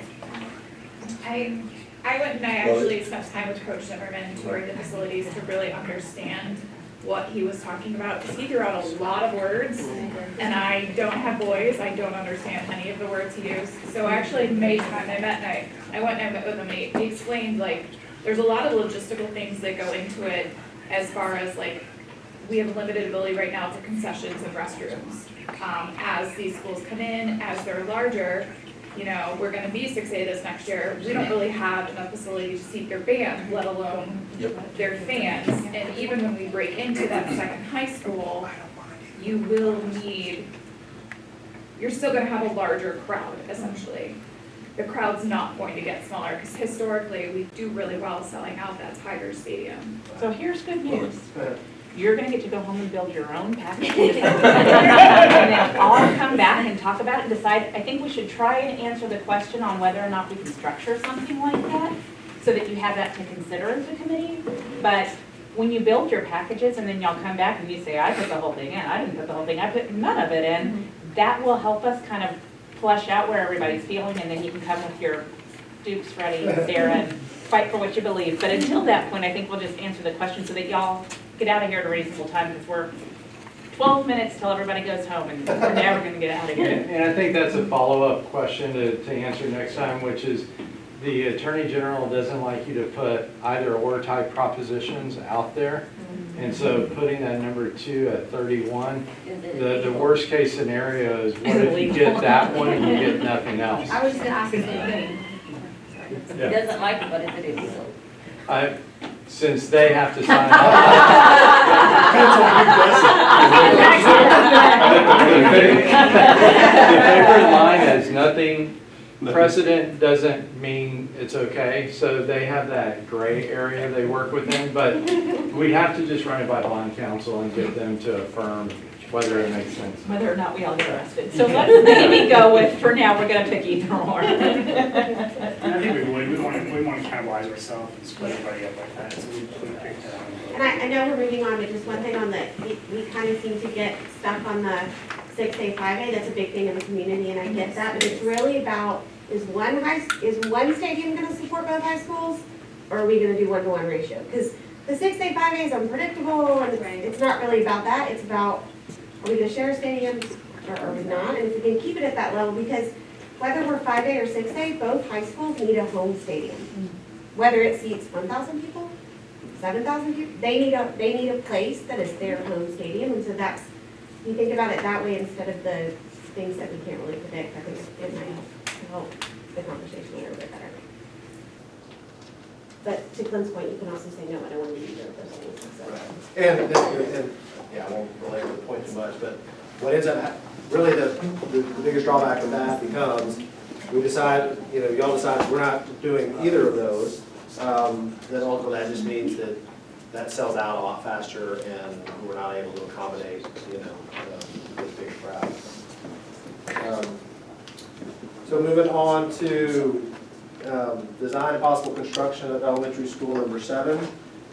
Based on the demographer's report, that is needed in the 26-27 school year. So that total cost there, again, is basically going out a couple of additional years to opening in the 26-27 school year. So that one is closer to 75 million total cost, and again, 115,000 square feet and 850 students.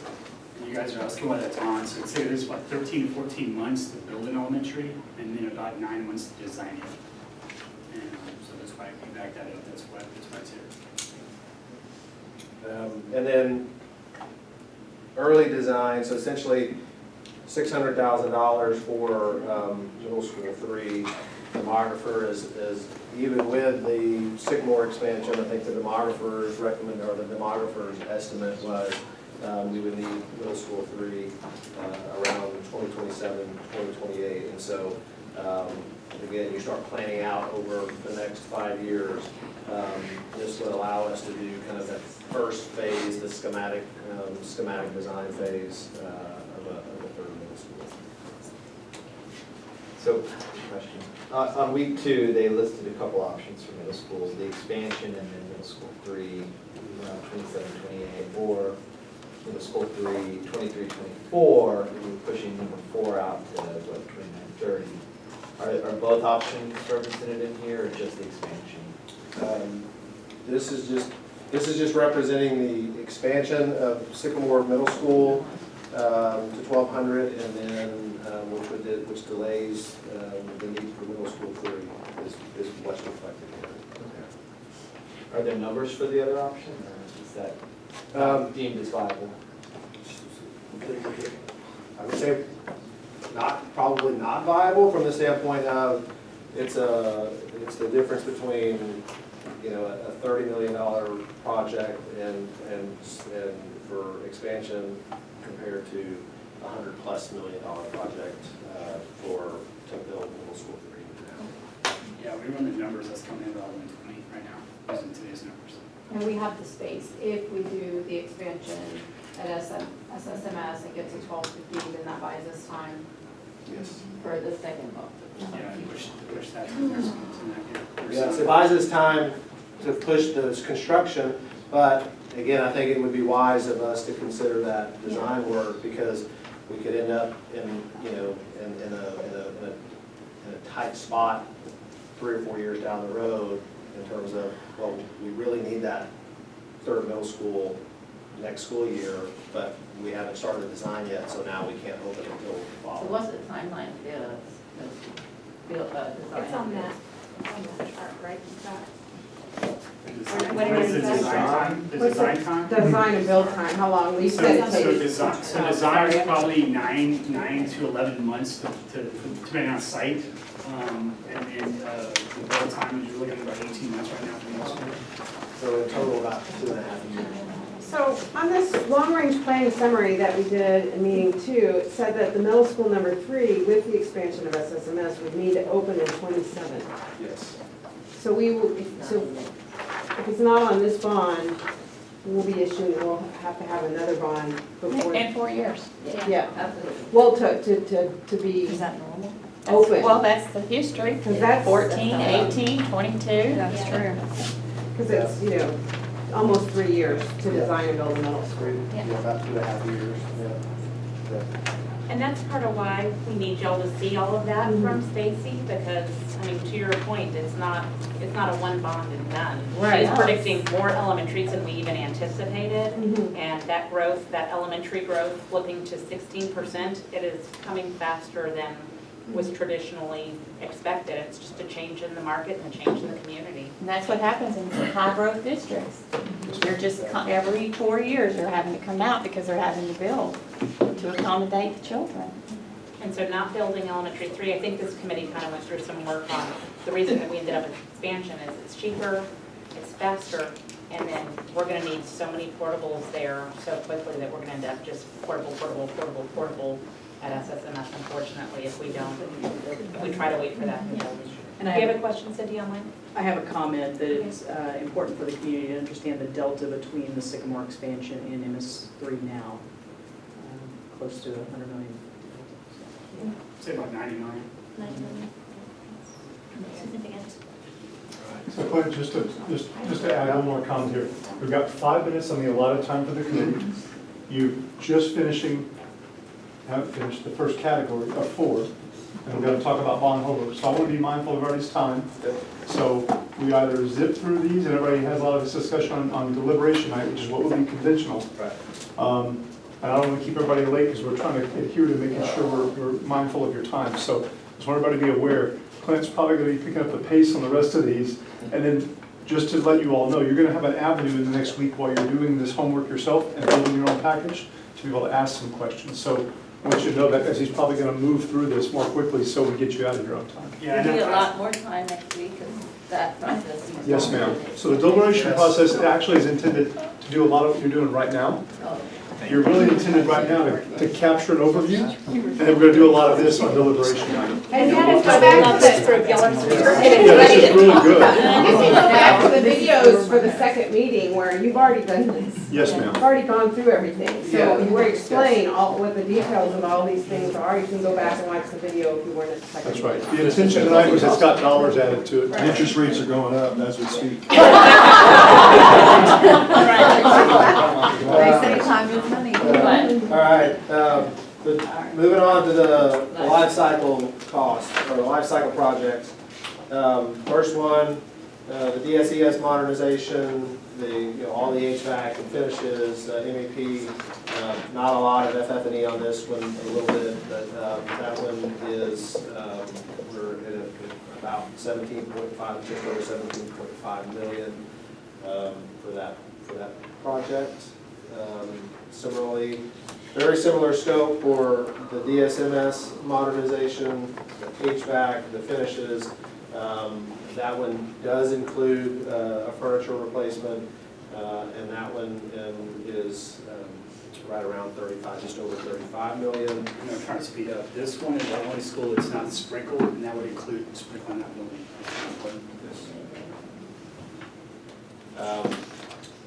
All right, so then moving on to some major maintenance type items.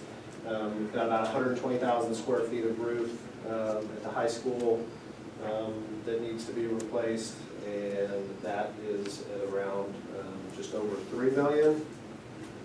And then we talked about this, obviously, we talked about all of these, but replacing that competition gym floor, the thinner floor, that needs to be replaced, and at the same time, we would upgrade the lighting. That's the one, just to upgrade the lighting in that gymnasium to LED lighting. So that one is just under 60,000. We fix a typo there. We fix a typo in the forms. I know we did it here. No, it's on the spreadsheet. Okay, it'll say 3/4 of the floor. That's not what it is. It's the whole floor. It's 3/4 inch material. Yeah. So we The current floor is a 1/2 inch material. The new floor would be 3/4 inch. It would have a much longer lifespan. You're doing your homework when I'm doing 3/4 inch. Yes, yes. That's already, somebody already texted Coach Zimmerman. All right, the next one, and I think, so yeah, those were all priority ones. The first couple on this next page are also priority ones. This would be replacing several pressure reducing valves at just over 150,000. Repairing a civil site issue on the south side of the tennis courts at the high school for around 165,000. The next couple are priority twos, and it would include replacing some turf repairs at the baseball side. When we say repairs, it's kind of targeted areas on a baseball and softball field. Home plate, pitcher's mound, those areas are really high traffic. They wear down a lot faster than the rest of the area. So it would be targeted repairs at the baseball softball complex, and then would include a replacement. Sycamore is going into, hard to believe, is going into, about to go into its 6th year.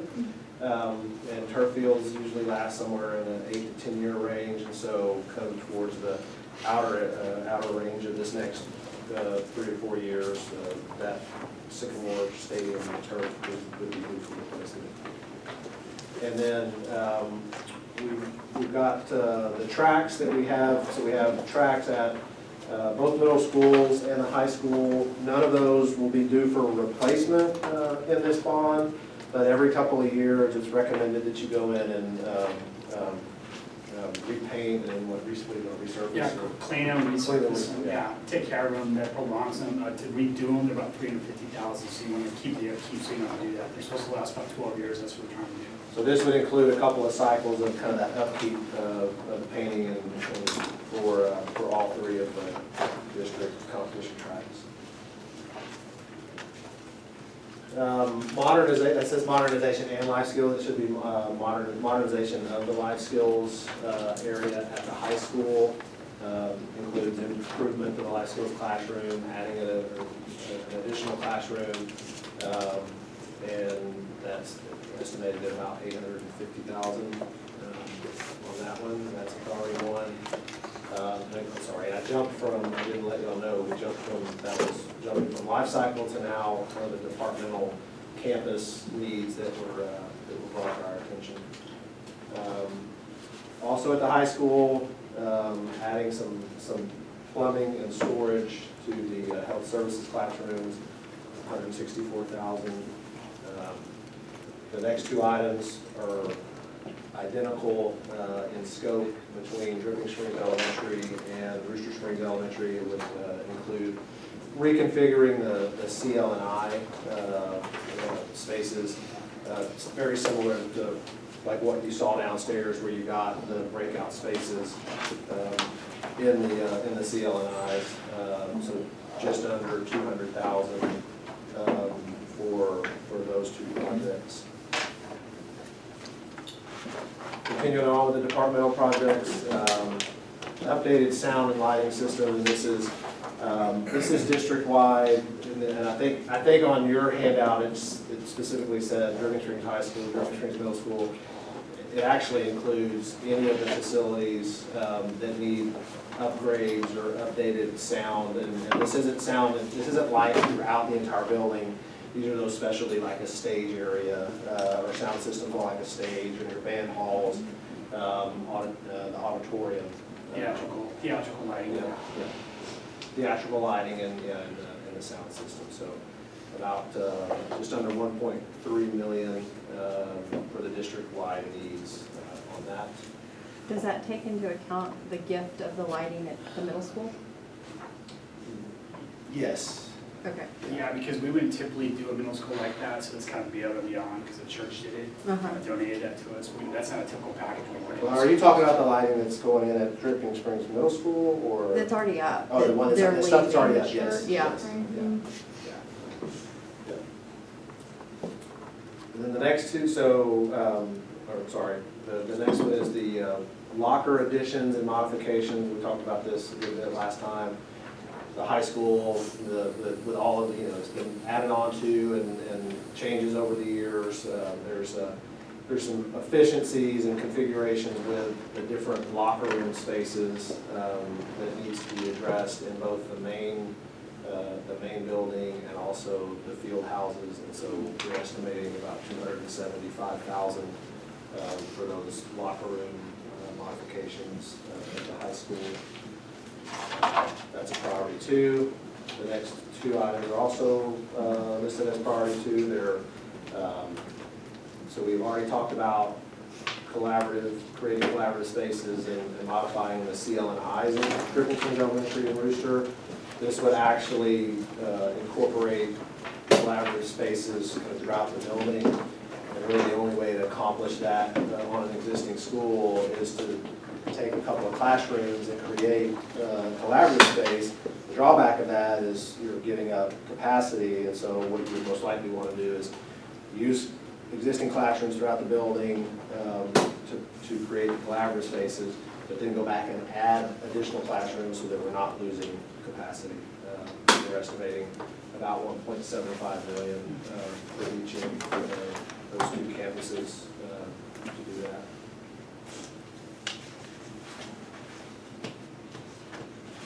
Dripping Springs High School,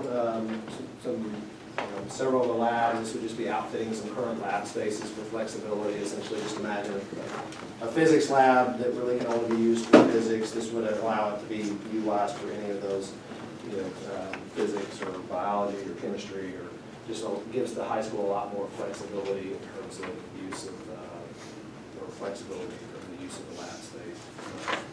At about $450,000.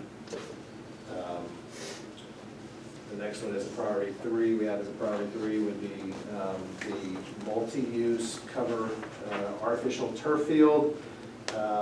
So that would essentially, we talked about this a good bit last time, but the space between Tiger Stadium and the track field, the grassy area that's used for practices. These next two items are again kind of one of those, when you're doing your homework, will be, you can say yes to this one, or you can say no to that one. You can say yes to the next one, You wouldn't say yes to both of these, it's kind of one or the other, or neither. But about 11 million estimated to build the covered athletic turf field that would be utilized for athletics, fine arts, and different programs. And then the next item would be, instead of doing the covered version of that would be to just turf that area. So basically to create a turf practice field in that space would be about a little over 1.1 million. And then the last one on this page would be creating some additional covered space and seating space in the main, that big courtyard. When we did the addition a couple of years ago and completely enclosed that central courtyard, there's some covered space in there. The high school has requested that we look at adding some additional, roughly 1,500 square foot of additional space in that courtyard. Seating, and we've got that at about 400,000.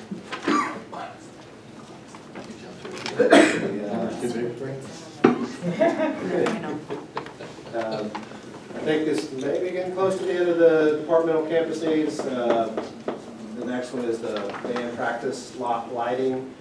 In order to add basically 8 additional LED poles, you get the power. The asphalt repairs were estimated just under $950,000 to provide that additional lighting for the band practice lot.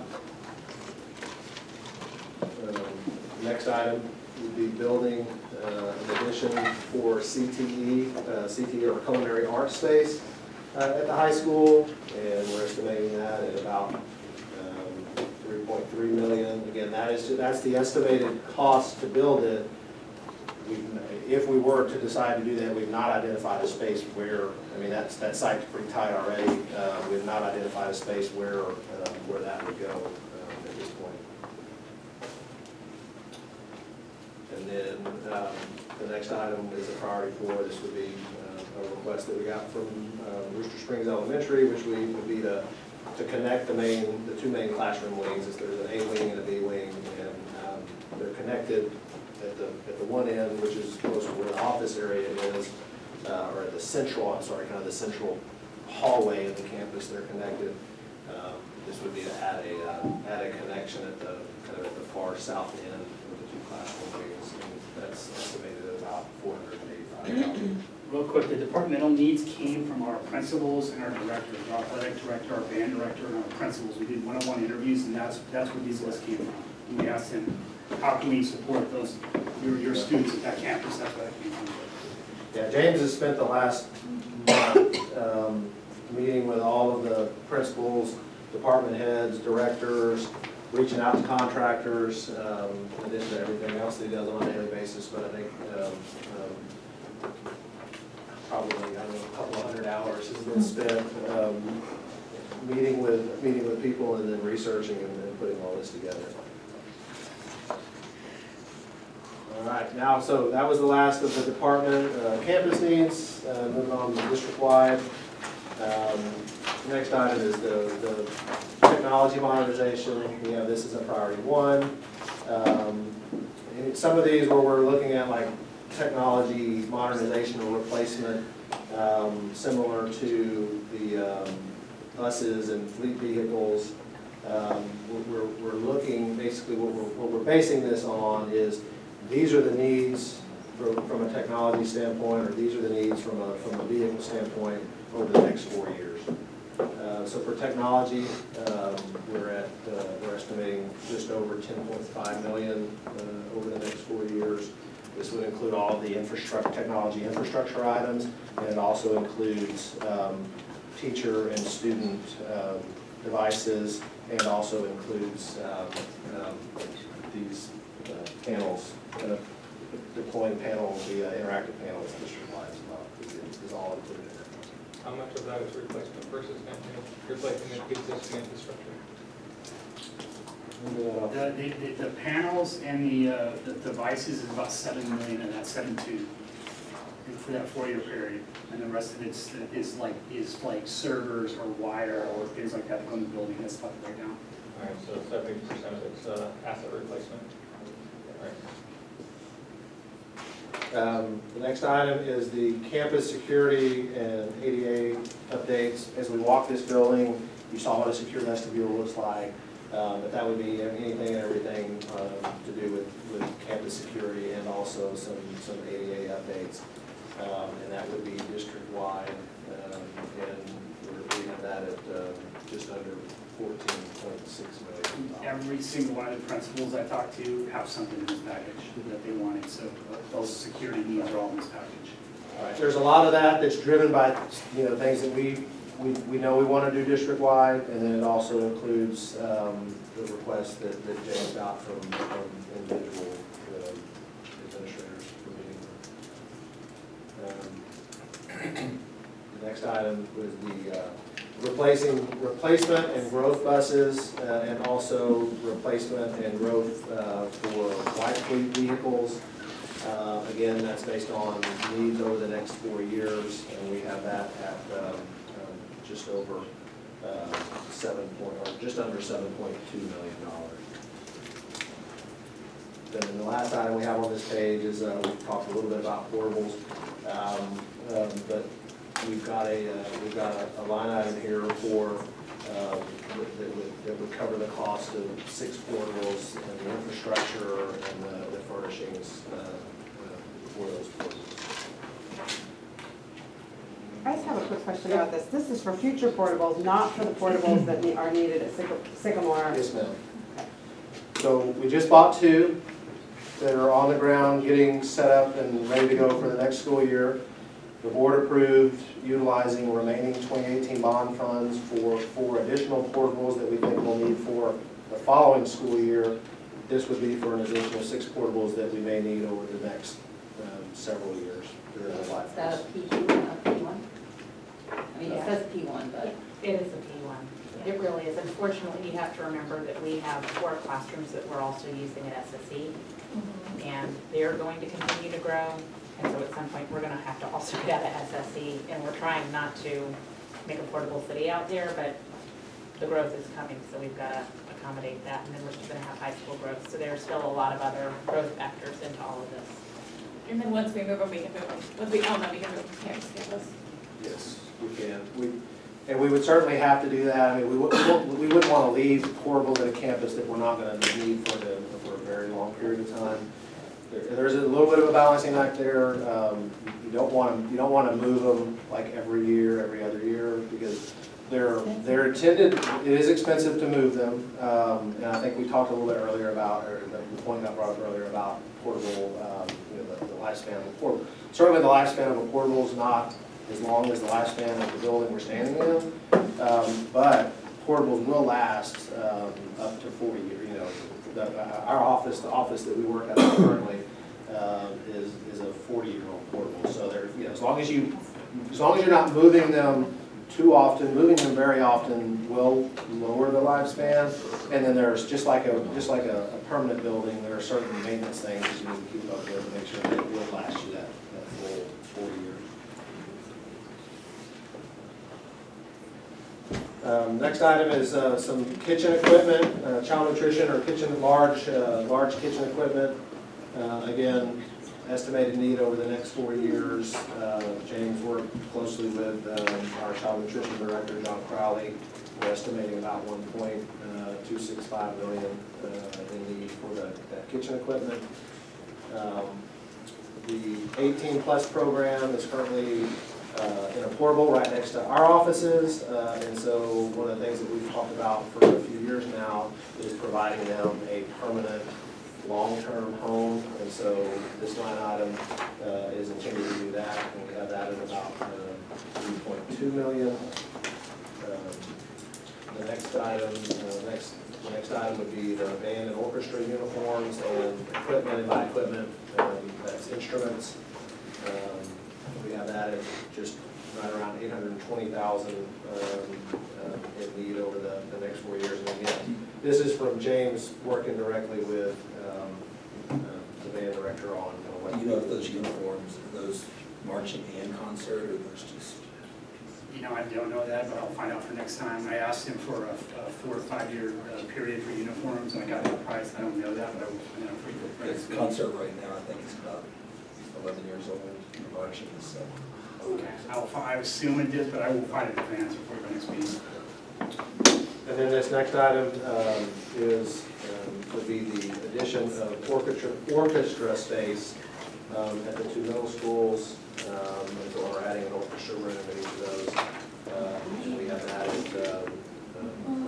just under 3.1 million. Those last 2 items on the page there are the 2s. And I think this may be our last page, but this would be, we talked about this last time, but obviously the existing stadium in Dripping Springs Middle School is the former Tiger Stadium. This would basically would renovate that old high school stadium and replace it with something more similar to a middle school, standard middle school setup. And so we have that, that's a priority 3.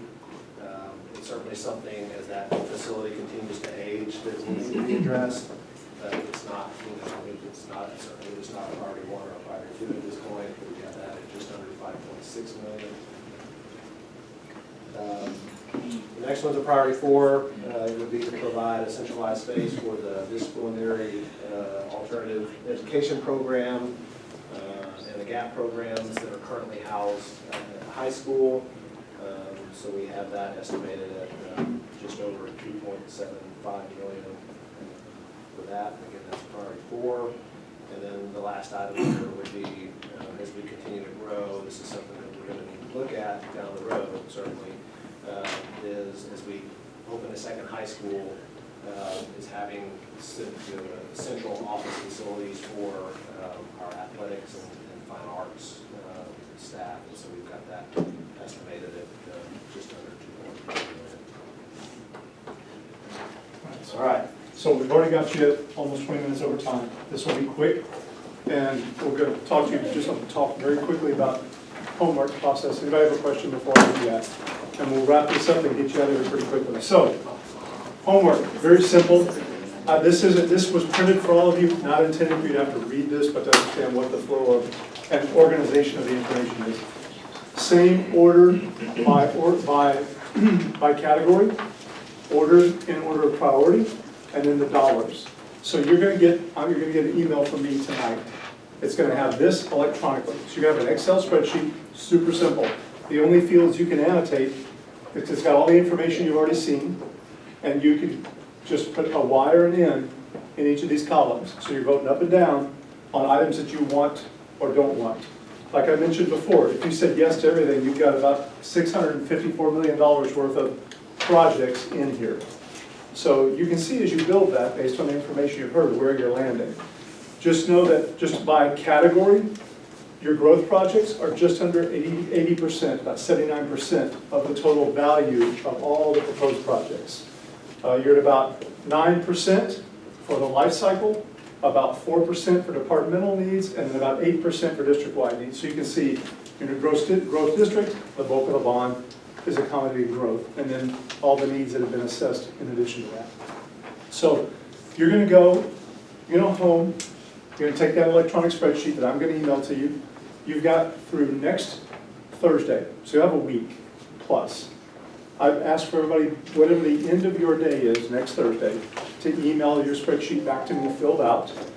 And then we're going to come with those so I can digest that before deliberation night on the 11th. So again, simplistically, you're either putting a Y or an N in the fields that you can enter into, and then it'll do the tabulations. It'll do a running tabulation across the top here for you, so you can see how that's building as you go. And as you mix and match, make decisions about what capacity is or community threshold would be, and then what the need is that's described here, you can start to make those decisions. We'll come back with those. We'll show you where everybody landed. We're going to have table discussion, a lot more questions like we had here tonight. And then ultimately you're going to build individually for your homework, the package. You're going to build this as an entire group on July 11th. Last thing I'll leave you with is, just so you have a clear understanding, This is in your slides, so I'm not gonna take a lot of time with it, but this organizes the priority breakdown by dollars. If you just wanna see how is this organized by priorities, based on growth, departmental life cycle and district-wide needs, and then just by priorities 1 through 4, and the TBDs, which Clint described to you, what's the dollar value in all of those? So this just gives you a snapshot by priority, by dollar value, something we talked about last time when we presented projects without dollar values. This just gives you a frame of reference to how it's prioritized and where the dollars are in terms of the proposed projects. So with that, I covered that quickly because I want to make sure we get out of here as early as we can, even though we're late. But does anybody have any questions? You'll be getting an email from me tonight. You'll have my mobile number. You'll have my email address. If during the next week you're going through this and you have questions about any of what you heard before, I will field those. I'll be glad to get answers for whatever those are. The district will be closed next week, but you can reach out to me at any point in time. Can I take my binder home with like all of my So, notes? last tidbit. Everybody's taking the binder home tonight because you need to have everything with you so you can pull back through what you've seen. So take your binders, you'll get an email tonight. Next Thursday, return these to me via email, and feel free to reach out to me if you have questions. Yes, sir. Give you time to break out which bond package each will be assigned to on the first bond or second bond? 23 or 24? No, you can put it all in one, Oh, yeah. and then that'll happen if there's no one. So we're using that, the max cap of around Yeah. 100,000 is kind of the rip lower using. If you're Yes, going sir. by max cap, you can use that. That's correct. Thank you, everybody. Look for an email tonight, and I'll hear back from you. If not, between now and then,